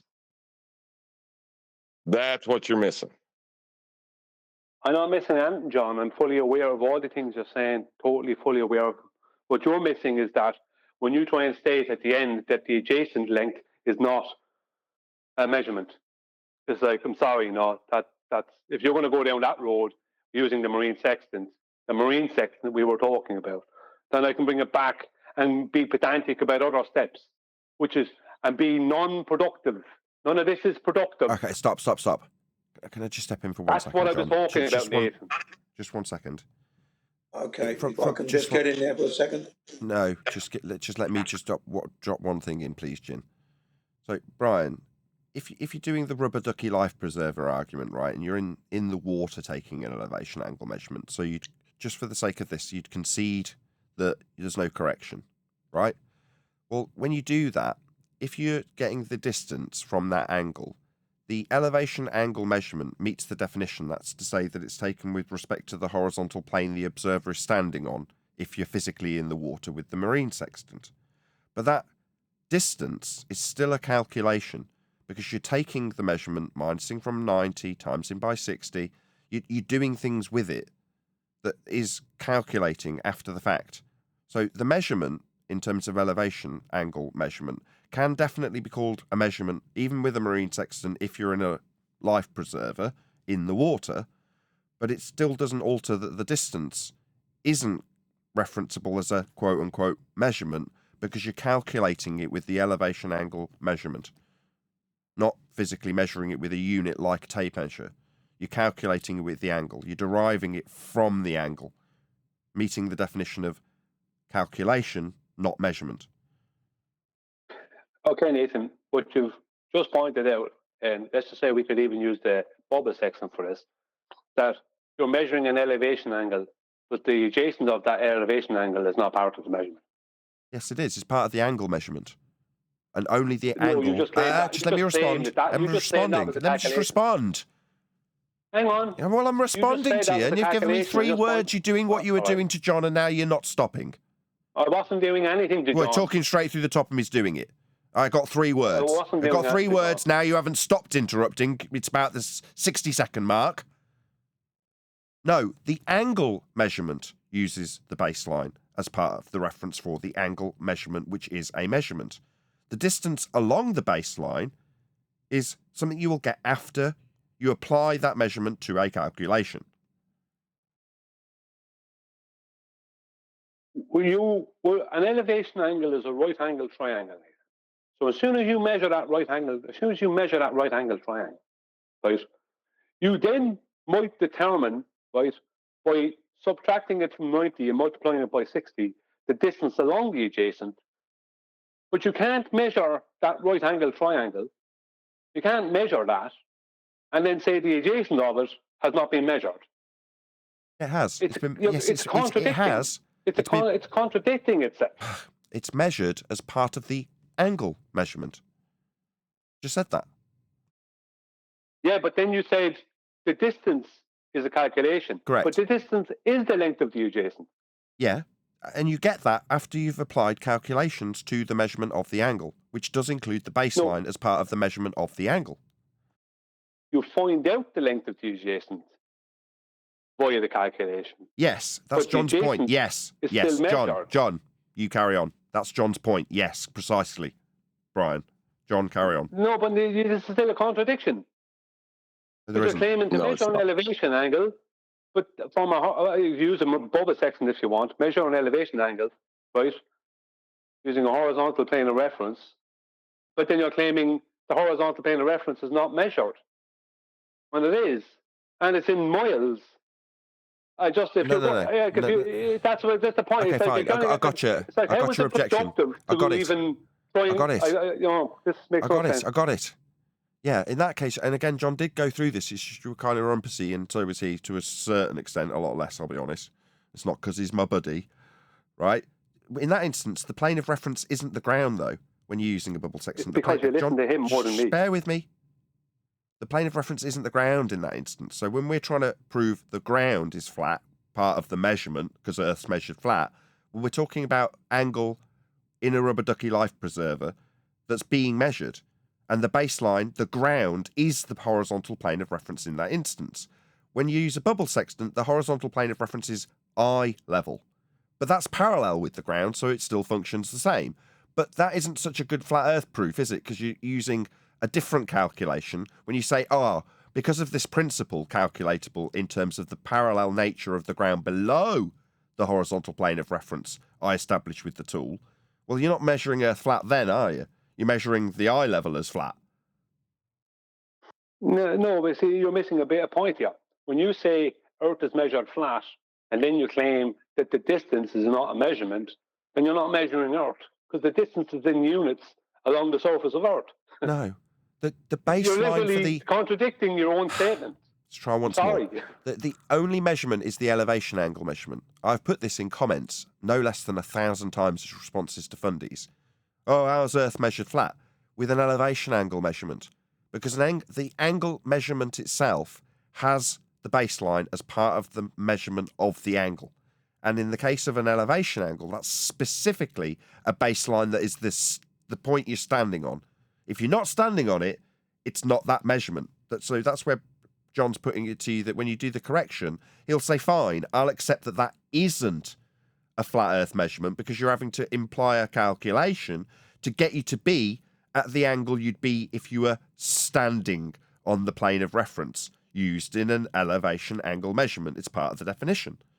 So he's conceding to you in that regard, but as soon as you get to the 0 point to measure this angle, the angle measurement itself references a flat baseline that is Earth. That's part of that measurement. It just isn't the distance measurement, which is extrapolated out after by calculation. But the Earth measurement itself is the angle measurement with respect to a flat baseline for the angle. That's still a measurement. It's just an angle measurement, not a distance measurement. That'll come after. Yeah, but what you're just stating, Nathan, is because you don't know the distance along the adjacent, that means you have to do a calculation to get that distance that you're claiming is then just a calculation, not a measured distance. That's correct. That means that up until that point, then you could only have an adjacent. You're kind of stating that up until that point, your adjacent could be 4 inches long. Do you know what I mean? Yes, it could. Well, yes, you're right. With the correction, it wouldn't matter if your horizon was 5 feet away, so long as you can see it. It'd still work, wouldn't it? Yeah, but no, about the adjacent, I said. Sorry, I thought... the adjacent. Yeah, my point being is that you're saying, no, we don't get a distance until we do the calculation, and then it's not a measurement. The distance is not a measurement, it's a calculation. That's I don't know how you can calculate a distance, because distances need to be measured before you could ever do anything with calculation. Gotcha. No, the base principle has to be established, which is when we start with the principle that 1 degree will give us 60 nautical miles. That's a principle that we've established through research, so we can apply it to a system that we can then derive distances through measuring the angles. So the system has given us the ability to calculate the distance. It still isn't a measurement, though. Well, at that point, your statement of Earth is measured flat concerning this goes out the window concerning this. No, it doesn't. Not for me, but for you it does. It does for you, because you just claimed a calculation, not a measurement. No. I'm not saying Earth is measured flat with the distance along the baseline. That is not my claim. Well, you're not measuring. You have no proof of anything then. Yeah, I have. Let me explain. So when you're measuring the angle, the angle is only acquirable. That's an elevation angle off the flat baseline that is Earth. Let me define it. The altitude angle, sometimes referred to as solar elevation angle, describes how high the sun appears in the sky. The angle is measured between an imaginary line between the observer and the sun and the horizontal plane the observer is standing on. So part of the measurement is very specifically the horizontal plane you're standing on. You must have that to make this measurement. The measurement is between an imaginary line between you and the light in the sky and the horizontal plane that is part of this measurement, specifically elevation angle or altitude angle, interchangeable. Yeah, but you're claiming Earth is measured flat. It is. Earth, large It is. distances. Yes. Hang on. Large distances, right? But then you're claiming that the adjacent of the elevation angle is just a calculation. That's not measurement, and that is the very thing that's supposed to be measured. For you, what you're stating, because of the standard you're using, right, is that the standard you're using is stating to me that because you don't know the length of the adjacent, that means the adjacent could be any length, which is including just 4 inches. And that's not going to prove the Earth is anything, is it? I counted no, I'm saying the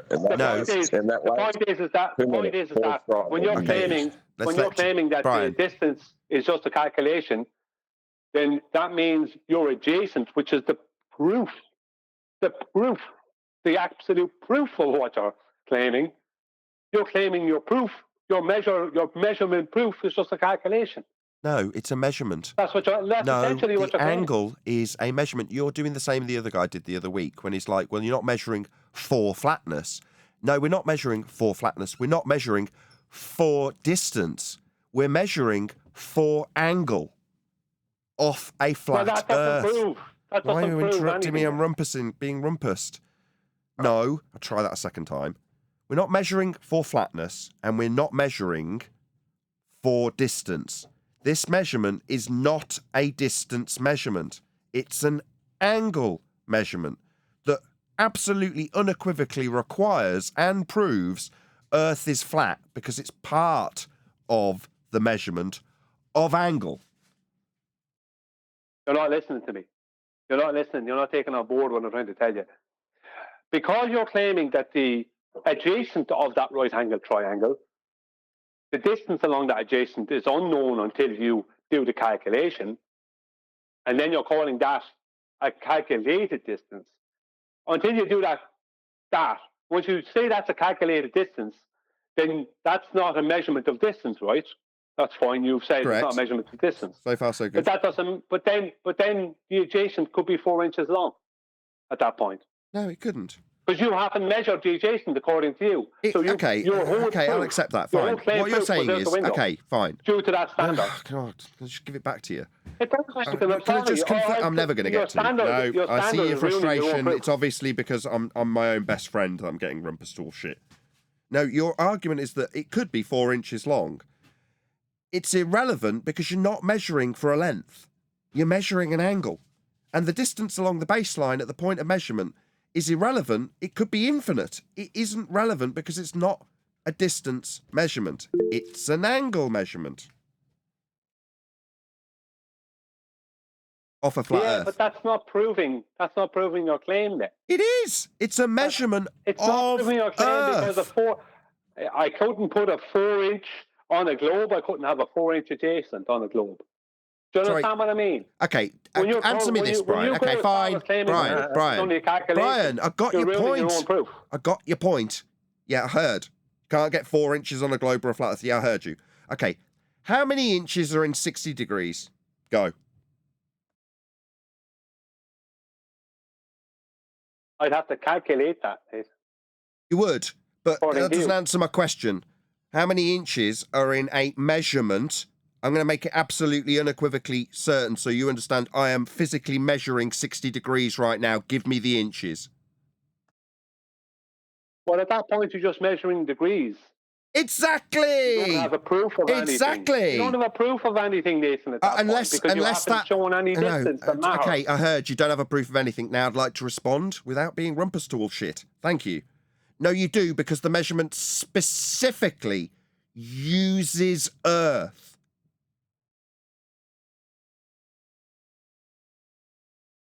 As your adjacent that you're appealing to the length of. Exactly. It is the adjacent. It's the horizontal plane you're standing on. It is the measurement. Adjacent? The length, how many, 60 degrees, how many inches? Give it me in feet. 60 degrees you in can't feet, give me a please. link to this, so it doesn't prove the Earth to be flat. Then. Yeah, the adjacent is the Earth, and it is ipso facto flat for it to be an angle measurement, which it is. It's an Earth-based angle measurement.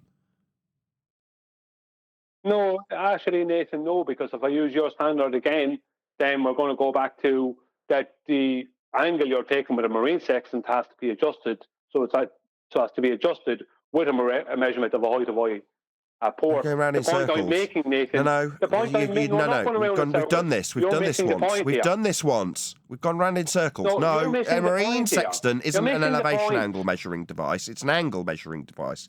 An elevation angle If you're saying the measurement. distance is not a measurement, then you have no proof. That's the end of that. Just rumpusing me. You've already had this gone. Now he's going to continually rumpus me.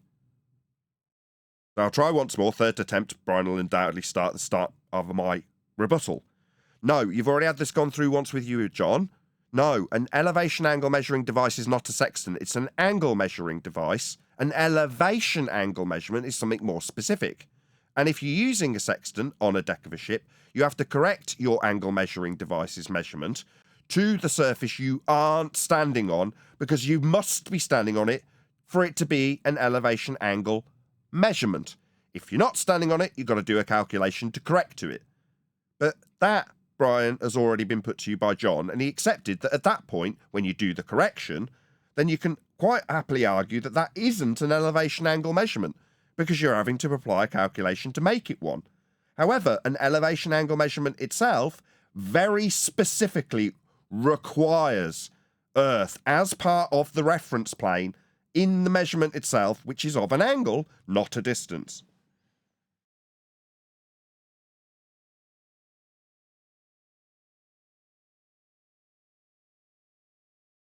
Earth is measured flat with an elevation angle. It's part of the measurement. It's the baseline. The adjacent. Not according to you, Nathan. Not according to me. According to you, No. Earth is calculated to be possibly flat.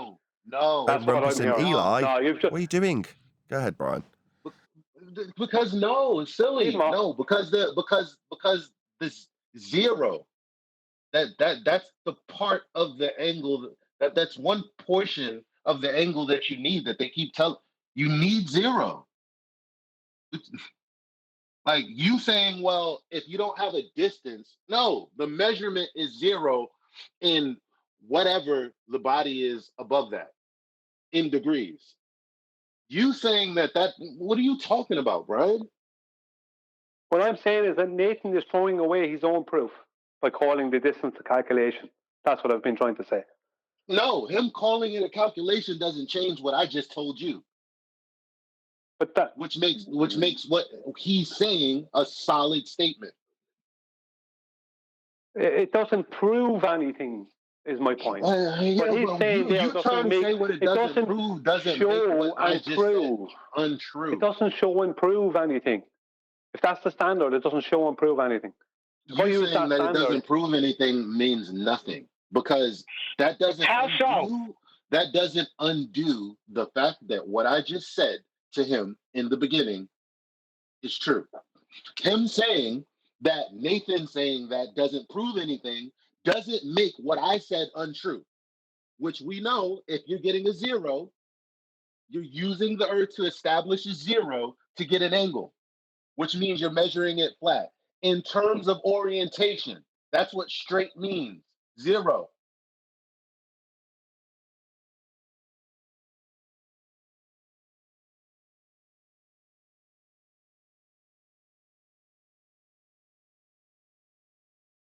I'm going to have to go in a minute. I am not going to call that distance a calculation. I'll be calling that a measurement, because that's what it is. That's wrong. If you want to call it a calculation, then you can, because it's a distance in statute and nautical miles. That's not a calculation. Between 2 points on the surface of Earth. If you want to call it a calculation, you're throwing away your own proof. How so? He's not going to rationalize his non sequitur. He's just going to state it. Calculations don't prove things. Measurements prove things. Yeah, but we're talking about the surface of the Earth. Yeah, but we're not. We're actually talking about the adjacent of the right-angle triangle. That has been called a calculation. The length of that adjacent. It's been called a calculation. It is. That's what it is. That's what. It's not. It is, though. That's like, I mean, because for God's sake, Brian, you can only have one ruler, right? But you know, one ruler is 1 foot, and you can apply some calculations to figure out how many rulers are going to equate to whatever distance you don't actually have in ruler length. That would be a calculator. It wouldn't be you. I mean, come on, bro. Like, you're splitting hairs right here. But the point is, though, you can validate this calculation. People call it celestial navigation. That's the difference. Exactly. You How can you navigate it. That's a good point. Hold on, that was an excellent. That's the best point. It's been made by my favourite panel member too, which is just brilliant. No, you can validate the calculation after the fact for its accuracy. Still doesn't make it a measurement. It can be validated. Yeah, I'm not so sure, guys, that it's a calculation. I think you'll find it's a calibration. What's a calibration? You're stepping in, I don't know which bit you're referring to. Well, that first bit, the height of eye, is calibrating the device. Then you take the measurement from a calibrated device. You don't need a calculation at that point. Calculate the distance. I like this. So you're saying it's still a measurement of an altitude angle with a calibration of height of eye. Therefore, still a measurement. Okay. I would concede to that. I would concede to that, yes. So would I. But see, I don't know if a calibration can be defined as not calculable. Because I don't know, but I will concede it is a calibration. If you can define the difference, I'll accept it. Yeah, I've got a thermometer, and I know that it's 1 degree out. Right, so I can still go around and measure the temperature of things, knowing that I've got to calibrate it. Yeah, just take one off. Now, similar equivalents to that would be height of eye. It's pretty much if it was just my height of eye, it's going to be 6 foot. But it depends on which boat I'm on, whichever. That's the calibration based on the boat. Fine. All right, position. So the height of using a marine sextant is giving you an elevation angle. However, this expands out my position quite nicely as a measurement, which is wonderful, but it doesn't actually address the contentious point where Brian is asserting that minus from 90 times by 60, that's going to be called a measurement, and I can't accept that, Adam. It's a calculation. The distance in celestial navigation is calculated with respect to the angle you've measured, a calibrated angle or otherwise. So no offence, that's kind of non sequitur. Nathan, how did they determine what 1 degree of angular measurement was in distance along the Earth? They watched what Polaris did and created an arbitrary value called a nautical mile, which divided nicely by 60 into 1 degree of change. Why not getting rumpus, it seems? Just answering the question, it seems. Obviously not going to be tolerated. Yeah, but that's not what they did. They didn't do that. They took known landmarks and distances between them in statute miles, and they determined that 69.048 statute miles gives you 1 degree of angular change to Polaris. They can do the same thing with other Earth land-based units that are measurements of the land, straight line distances, but that's what they did. And if you divide that by 60 minutes, right? If you divide that by 60, so you can turn the minutes into nautical miles. Nautical miles are, when you turn them into nautical miles, are a distance in statute miles. Then you get 60 nautical miles will be 1.1508 statute miles for every 1 nautical mile. So the point being is that you're claiming it's just a calculation. How can it be just a calculation when you're working off of an actual measurement of distance? No. It's not just a calculation. It's not just a calculation. It is a valid calculation. So it doesn't change that it's a calculation. It's just a valid calculation, which is just as impressive as a measurement, really. But it doesn't change the fact that it's a calculation. It's not a measurement.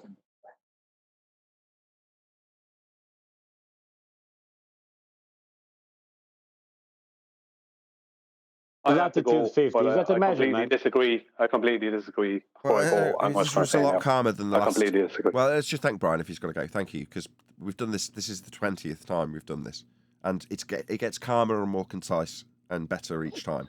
So I'm still grateful that it's being done. It's refining us and our understanding. It's good. Okay, we'll take it up another time. You're my See you favourite, later. Brian. I love Really, you. what we're Love trying you. to do. What we're trying to do is take the optical plane that we're trying to take measurements from and apply it to the actual plane we'll be traversing. And that's where we get the celestial sphere model, because it's trying to incorporate those two things. And we use that to navigate with. Doesn't make any of these things invalid or wrong. It's only when you reify these things and try to use them outside of the convention they're used for that you're wrong. Right, this all functions quite nicely within the conventions we've derived from the positional systems of observing the stars, where they're above at given times. That's it. It does match, it does work, because we've back engineered it and checked where our arbitrary scaled values with numbers attached to them will calculate into distances that we observe when we back away from Polaris. So the two numbers can match. Okay, well, that's very clever of us to develop a system that we can then use when we're out at sea to figure out where we are with respect to a star that doesn't move, and our distance from that on a system we call latitude. Now, all of those systems, when we put them into practice and measure Earth flat with an elevation angle, we can then calculate the distance to various different points below stars to find out where the hell we are. Very, very useful and functionally being used to this day. Now, when John says it's just as impressive that the calculation functions, what did you call it? An accurate calculation? Or words to that effect? A valid calculation. Valid calculation. That's to say the purpose and its function actually works correctly and can be double-checked by different means.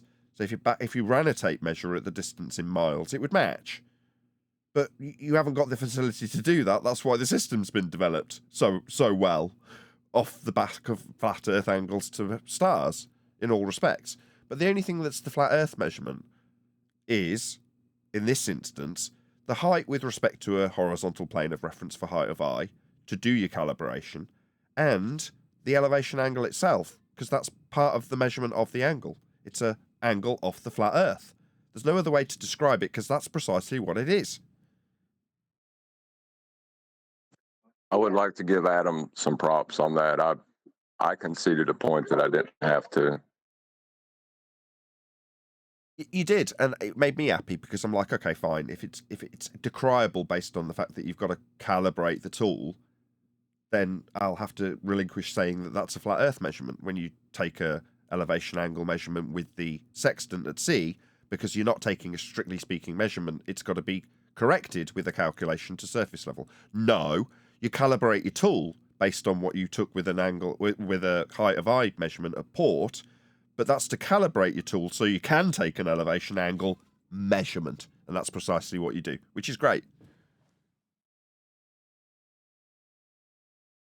Yeah, I didn't have to concede that. That was dumb of me. Thank you, Adam. The contentious point is still in contention as far as Brian is concerned, which is a bit unnerving. But that's fine. I'm sure it'll come up for a 21st time. Don't see how distance of the adjacent is relevant when you're talking about an angle. That's later in the calculation. I still don't see its relevance. It is exactly the same as the other guy when he's like, well, that's not measuring for flatness. You're like, no, that's not what we're measuring. We're measuring for angle. Well, how's that going to tell me how flat Earth is? Yeah.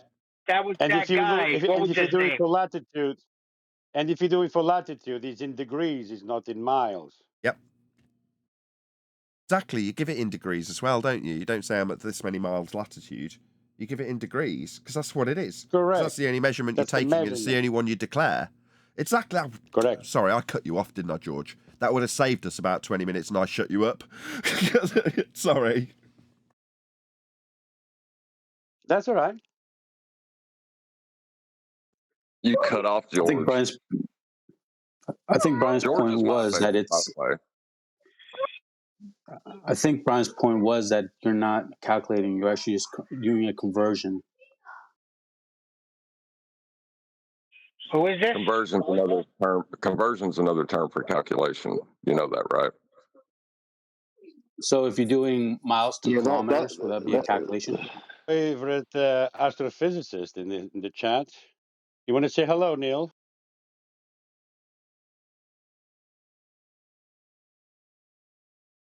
Neil deGrasse Tyson's Danny's here. in the chat. No way. Yep. Oh, Danny. Now hold on there, John. Can you give us a citation for that being a synonym? That a conversion is another term for calculation. It's a specific calculation, but it falls under the calculation, yes. I'm only asking because I looked it up and I don't see it in the list of synonyms, so I just wanted to have it.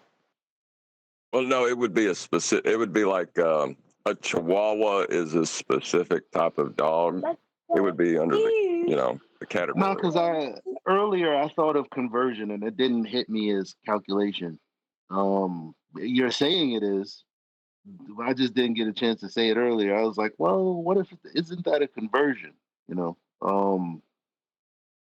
So what are you doing? Like a conversion would be like, well, this is I don't know, in ounce, and we need like, or like this is a cup and we need like 8 ounces or something. Well, it doesn't matter, Eli. Once John said it was a conversion, it's right. So just go with it.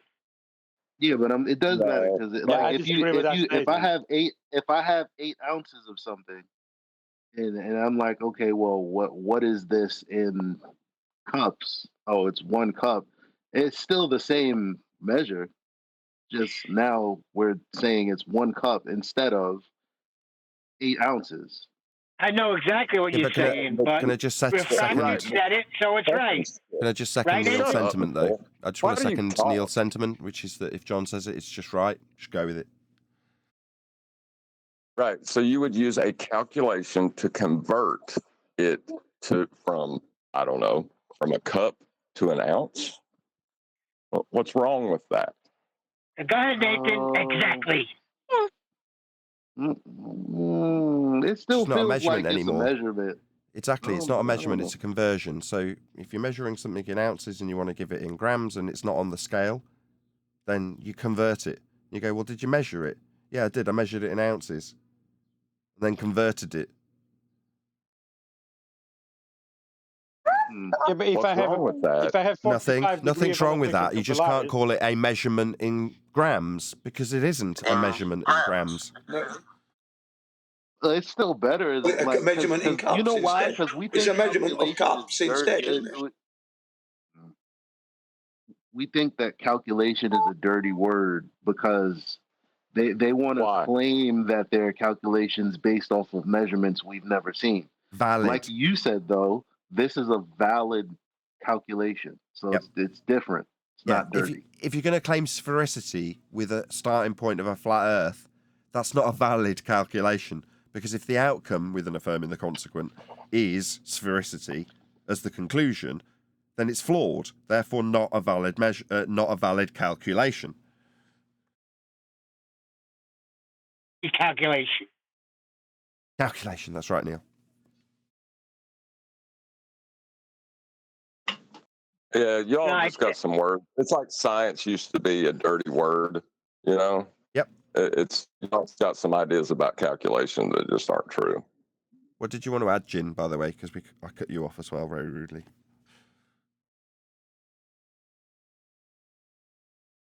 Yeah, no, sorry, it's right, Nathan. I was just going to say, So when you want to calculate a spherical curvature, you have to calculate it from a horizontal plane of reference to get that curvature. Is that correct? Yes, making it an invalid calculation. Yes, precisely. Thank you. Right, that's it. That's a dirty calculation. It's just invalid. Yeah, Fallacious, but if if you you have will. I don't know what the 45 degree of mathematical a, term for fallacious would be, but that would be the equivalent. A fallacious argument isn't sound logic. Well, this isn't a sound calculation. If you're calculating curve from flat measurements. Right. There's no well, to give an example, right? To form your conversion so that you can use the calculation to convert it, right? You would have to have two of the same, right? So you would get a cup and have that amount, and then you would have to have that amount equal in grams, and they would have to be interchangeable, and then you can use that to come up with your calculation. I think they call it, they got a specific name for it, like when they compare units of temperature.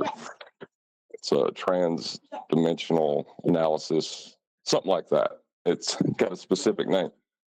Calculation's got a bad rap, but if you do it right, it's just as valid as anything else. Well, the bell curve swung, or whatever, the pendulum swung too far the other way for the Globers. Picture 7 years ago when math is reality from Red Rhetoric. Well, what he's saying is the calculations of a globe Earth are the arbiter of reality. And they're like, no, you've got invalid calculations. But when he was saying math is reality, he's taken it too far to the other extreme to say that calculations are always right. Well, no. Some of them are fallacious, as I've been describing them, to compare them with the English comparison in argumentation. But it's mathematics, so it's just invalid. Right. But that's where we're getting a lot of the pushback now, it seems, is pendulum, as you described it, is swung too far. Instead of it just being the standard, it's gone to something that it's being compared to something it can't be. Yeah, measurements are great, and what the Globers have done is said calculations are the arbiter of reality. And their calculations were invalid because their calculations of their sphere reality were based on flat Earth measurements. Oh, what a conclusion.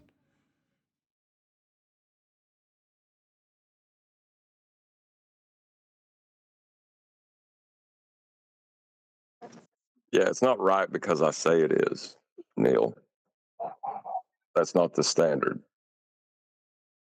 Oh, I don't know. It is for Nathan. All hail. I hate the fact that Brian seems to think that's some sort of win when it's like, oh, you're just taking sides. No, I'm not. Just say you're wrong. Stop it. John's your special boy. Whatever. You can believe that if you want. That's absurd.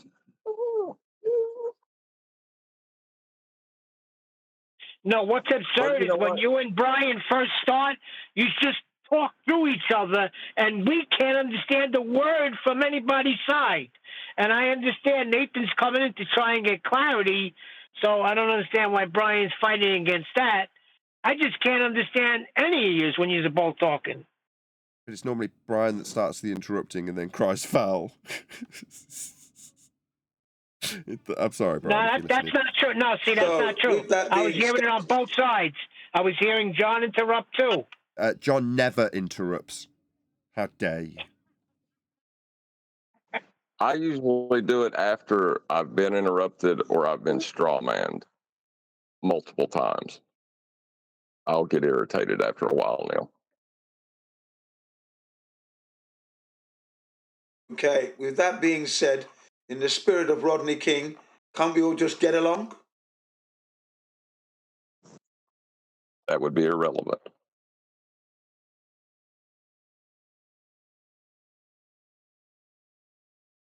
Well, yeah, hold on. Let's take it from the I am Nathan's special boy. How does that prove what I'm saying is true or not?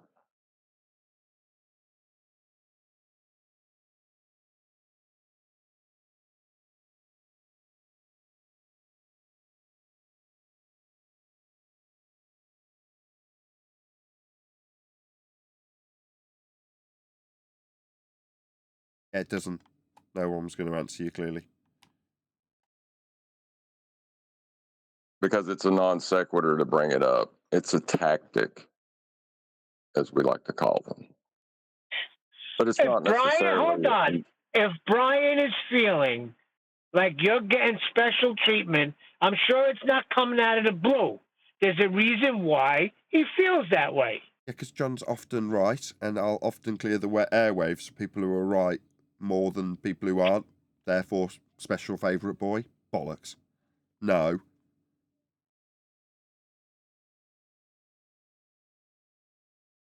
Yeah, but you guys were focusing on the step 2 of the elevation. Because the first step is when you bring the celestial to the horizon at the tangent point, and you do read 90 degree when you say mark, then you calculate the height of eye from the observer to the GP.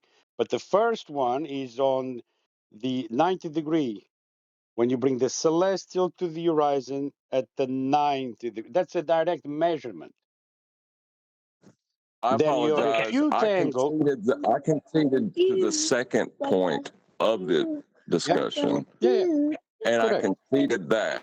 You're right. I am sorry. I did do that, but it was just because it was Brian. If it had been a Glover, I would not have given him such privilege. Yeah, I'm with you. But if your angle of elevation above the horizon is, for example, 2 Polaris, that is, 45 degrees, you are on latitude 45. I mean, you don't need to convert anything. It's in degrees already.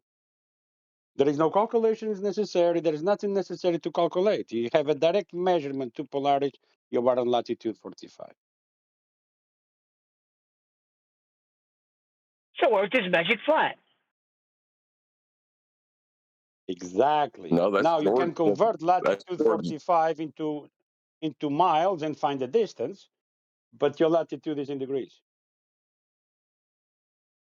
That's George getting in my ass for conceding the argument 2 steps in, just because I'm treating Brian special.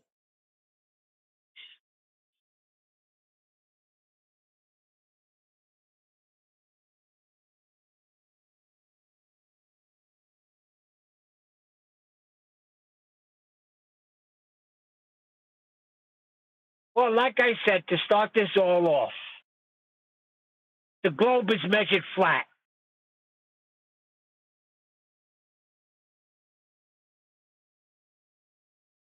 Calculations for a globe are measured flat. For the measurements that you calculate a globe with are flat. I don't know. Yeah, I guess you could say. I mean, it's just a train wreck of logic, though, isn't it? Well, he's saying it poetically.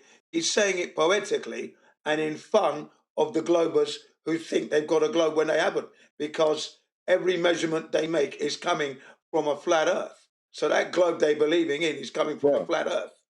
Is that not right, Neil? Yeah, I mean, poetically, yeah, it is kind of funny. You know what I mean? But as a standalone statement, I don't think you would get away with it. That's the Mike Tyson way of fighting, man. That's the Mike Tyson way of fighting as your flat earther. Neil is like that, he doesn't want to play around with his food. He gets right in, bang, bang, bang, and it's all over. There you go. That's it. That's what it's That's pretty about. much what I meant when I said before, in literature, it's allowed to use an oxymoron to describe something. And this is pretty much what's happening. The globe measures flat is an oxymoron. And in poetry, it's quite You well said that as well, allowed. George. George said that. Yeah, George said that. And I was laughing when you said that. And then I said, that. A moron poxy. Yeah, I love it. I have stated several times that George is my favorite. That's what Brian said 2 weeks ago.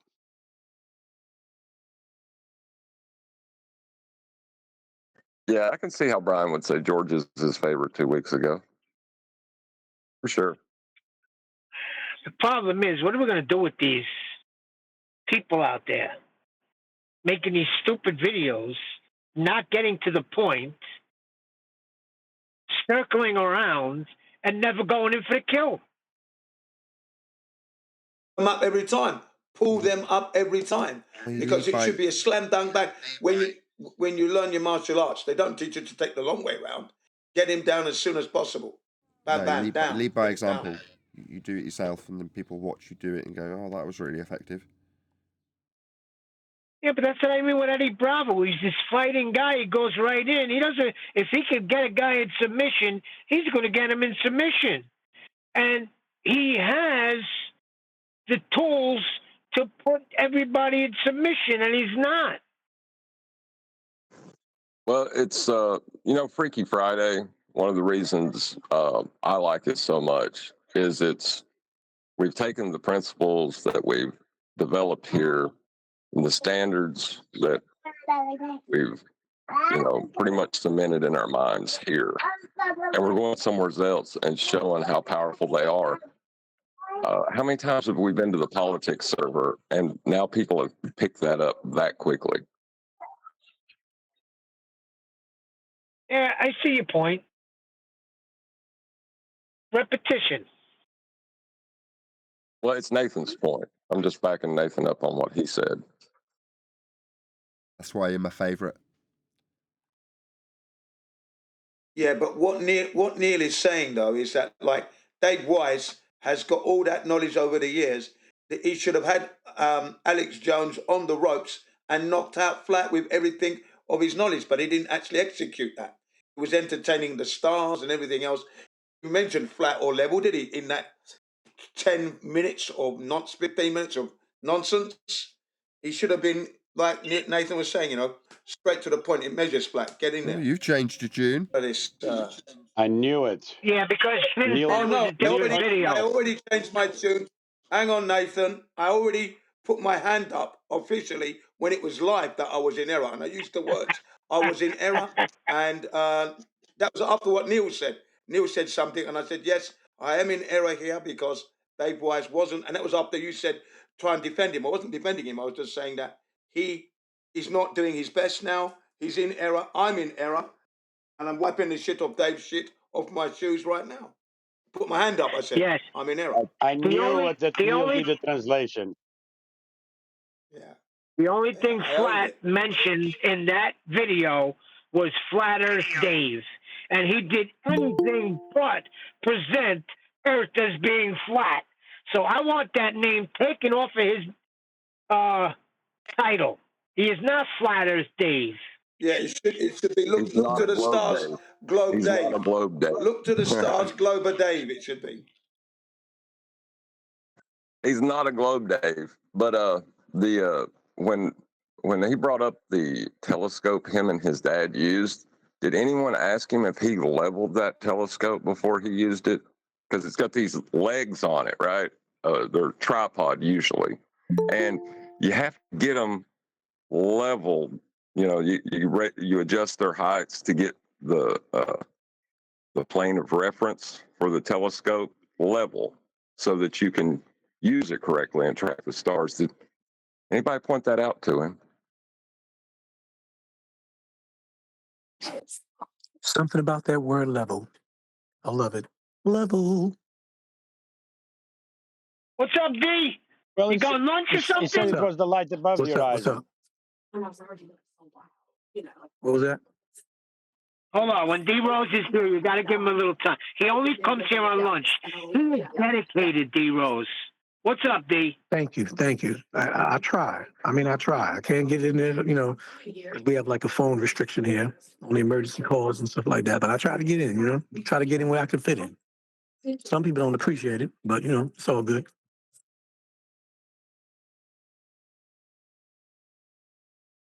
Well, this is an emergency.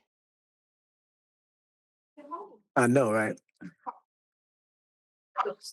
And you are welcome and appreciated. But I So love please let off. level. Man, let off. Did you hear any of the video? I'm assuming no, because you're No, working, right? I just signed on. Literally, Nathan just let me in. Well, it was Eddie Bravo, Dave Scheist, and Alex Jones. And they did everything but present the flat Earth, if you know what I mean.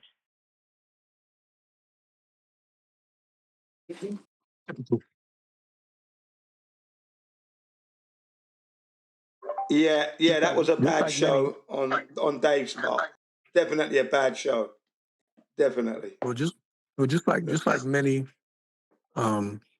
protagonists, opponents, whatever, whether they're against or for, it's always feeds the nonsense that they battle back and forth with these like what is begging a question claims and all of these, false equivalencies, everything going back and forth, but it's never the detailed facts of, the geometry, the measurements, the celestial navigation. And then when you break that down for them, you get a globetard ignoramus that comes back and there's emoji laughs or something, or says, put the pipe down. Is that all you can say? Why don't you use that as your premise and then come with a rebuttal explanation for why you think I'm wrong or why I'm on the pipe? Other than that, you're just a troll. You're just a troll that's probably sitting in your wheelchair with peanut butter on your crotch and your dog's making you enjoy yourself. That's basically what I look at you. That's what I picture when you come out of the blue like that. Easy, D, easy. I know. I know. I didn't use no cuss words. They have a gun with silver bullets, but they keep it in the pocket. They're not using it. They're fighting with a stick, though. See, but George, Right. do they have the silver bullet? That's what I'm saying. I think we got to get it to Eddie Bravo. He needs to get the silver bullet in his gun. Yeah, he has because it. He Eddie just doesn't Bravo's know yet that he has it. He doesn't know how important it is. It's like the kids playing with the matches, But I'm saying though, the Eddie Bravo. Yeah, give him a Eddie break. Bravo did Give him- quite well as a newcomer to the flat Earth community. He does quite well, Eddie Bravo. He did better than Dave Wise in that video. Well, no. He didn't do better than Dave Wise. It's not that he did better. It's just he's got a very different standard being attached to him, right? He's not flat Earth Eddie, is he? Yeah, So I think he the represented. standards are different. Represented better than Dave anyway. Yeah, he represented better than Dave, I think, anyway, as a newcomer. Yeah, but if you're talking about what I'm saying is, if we could get to Eddie and say, listen, we love the way you are, but here we have something for you here. This is called a silver bullet, and we break it down for him. He will use that everywhere. Hold up, guys. Check this out though. The difference between Eddie and Dave Scheist is that Eddie hasn't taken the job of grabbing the badge and calling himself a flat Earth proponent, a purporter of flat Earth, who goes around and gets paid for lectures and things like that. Eddie Bravo just basically speaks his mind, and also Eddie has not been approached by Nathan or anybody else who can give him those silver bullets. But David has, and David chose to use wood bullets instead. So that's how I look at it. But hold on, D. Eddie did say he would like Nathan on his show, and Nathan is procrastinating instead of getting his ass on there and breaking it down for Eddie, so we don't got to hear these nonsense videos anymore. That's true, Nathan, because he admires you. He even mentioned you. Totally agree. He mentioned he's on the soundbite. I don't agree with the mentioning wooden bullets. Yeah, I don't agree with the wooden bullets. Wooden bullets can still hurt. He was using foam sponge bullets, please. Actually, The we Black can't Swan really hold argument is Nathan 4 years old, responsible. man. We can't hold Nathan we can. responsible. It's on the actual viewing audience and how much they demand that Nathan be interviewed by Eddie, because it's up to Eddie. If he has Nathan on, he can show interest without an invitation. It's on the viewing audience to demand that Eddie have Nathan on. So it's Okay. really kind of our fault in this No. respect. Nathan could reach out because Eddie already stated he would love to have him on. And what you appeal to is you appeal to his fighting nature. Eddie, I can give you a submission hold in Flat Earth that will end this debate once and for all. And Eddie would want to hear it. He has spoken highly of Nathan. He loves Nathan, in fact. So there's no problem there. He loves Nathan Oakley. So that's a marriage made in heaven. He can get on this server, on this show. But has the viewing audience of Eddie Bravo demanded of Eddie that he have Nathan on, or are they putting demands elsewhere, is what I'm asking. Well, they're probably demanding David Weiss, but Nathan's got to bull his way in. Enough of the nonsense. Enough of the English gentleman shit. Get the hell in there and set him straight. Yeah, but one thing is not to comprehend the 2024 argument that the Earth measures flat, and the other thing is to ignore the black swan all along.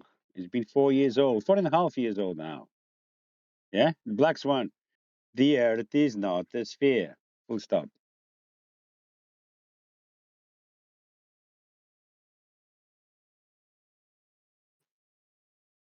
Afternoon, everybody.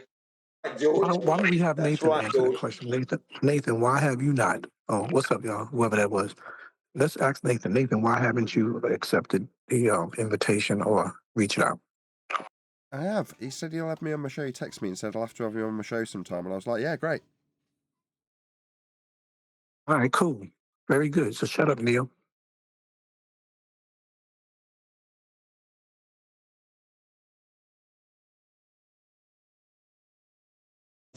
Which puts the ball back in Eddie's court for Eddie to have a time, to set that up, because it is Eddie's show. Nathan has no control over that.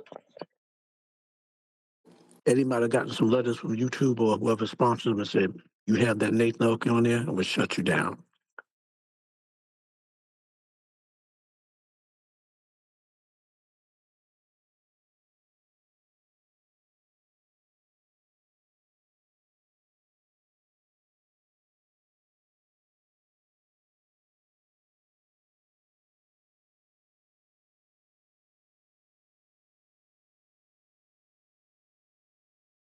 I don't know. I think the viewers really dictate what Eddie covers, and if he had a bunch of people in his comments demanding, if you're going to cover this topic, how can you not have Nathan Oakley on?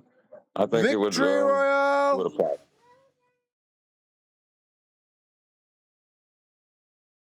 Basically, it would be on the viewers to apply that pressure, not Nathan.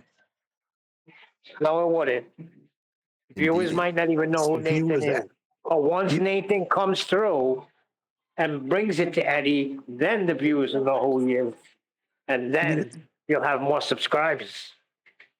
So Refractive, you mean to tell me that actual viewers told Eddie or, wrote in and said, you better not have Nathan? No, I'm saying that no matter how much Eddie likes Nathan, if the viewers that he is, trying to make trying to keep, right, because he has a niche within YouTube, if they're not interested in seeing Nathan, then he won't have Nathan on. But I'm not saying he's saying anything. I'm just saying, as far as pressure that can be applied to Eddie, it can only be done by his viewers. Stop sticking up for Nathan. I think that Eddie can still educate his viewers because he's not only keeping them, but he's educating them at times and entertaining them at other times. So he should just say, we're going to get a great flat earther on, Nathan Oakley. He is a stalwart. Fire on fire, this guy. He's coming on the show. Let's see what he's got for us. You know what I mean? And they're going to say, yeah. Come on, man. On that absolutely fantastically positive note, I'm going to say, first and foremost, A huge, massive, enormous thank you to both Discord and G Plus panels for making today's after show possible. And of course, a massive thank you to all of you in either Nathan Oakley 1980 or Nathan Oakley Premiering streams for hopefully smashing the super chat, liking, commenting, sharing, subscribing, joining as a Nathan Oakley 1980 channel member, and all that good stuff. I've been Nathan Oakley, and I will see you all in the next video.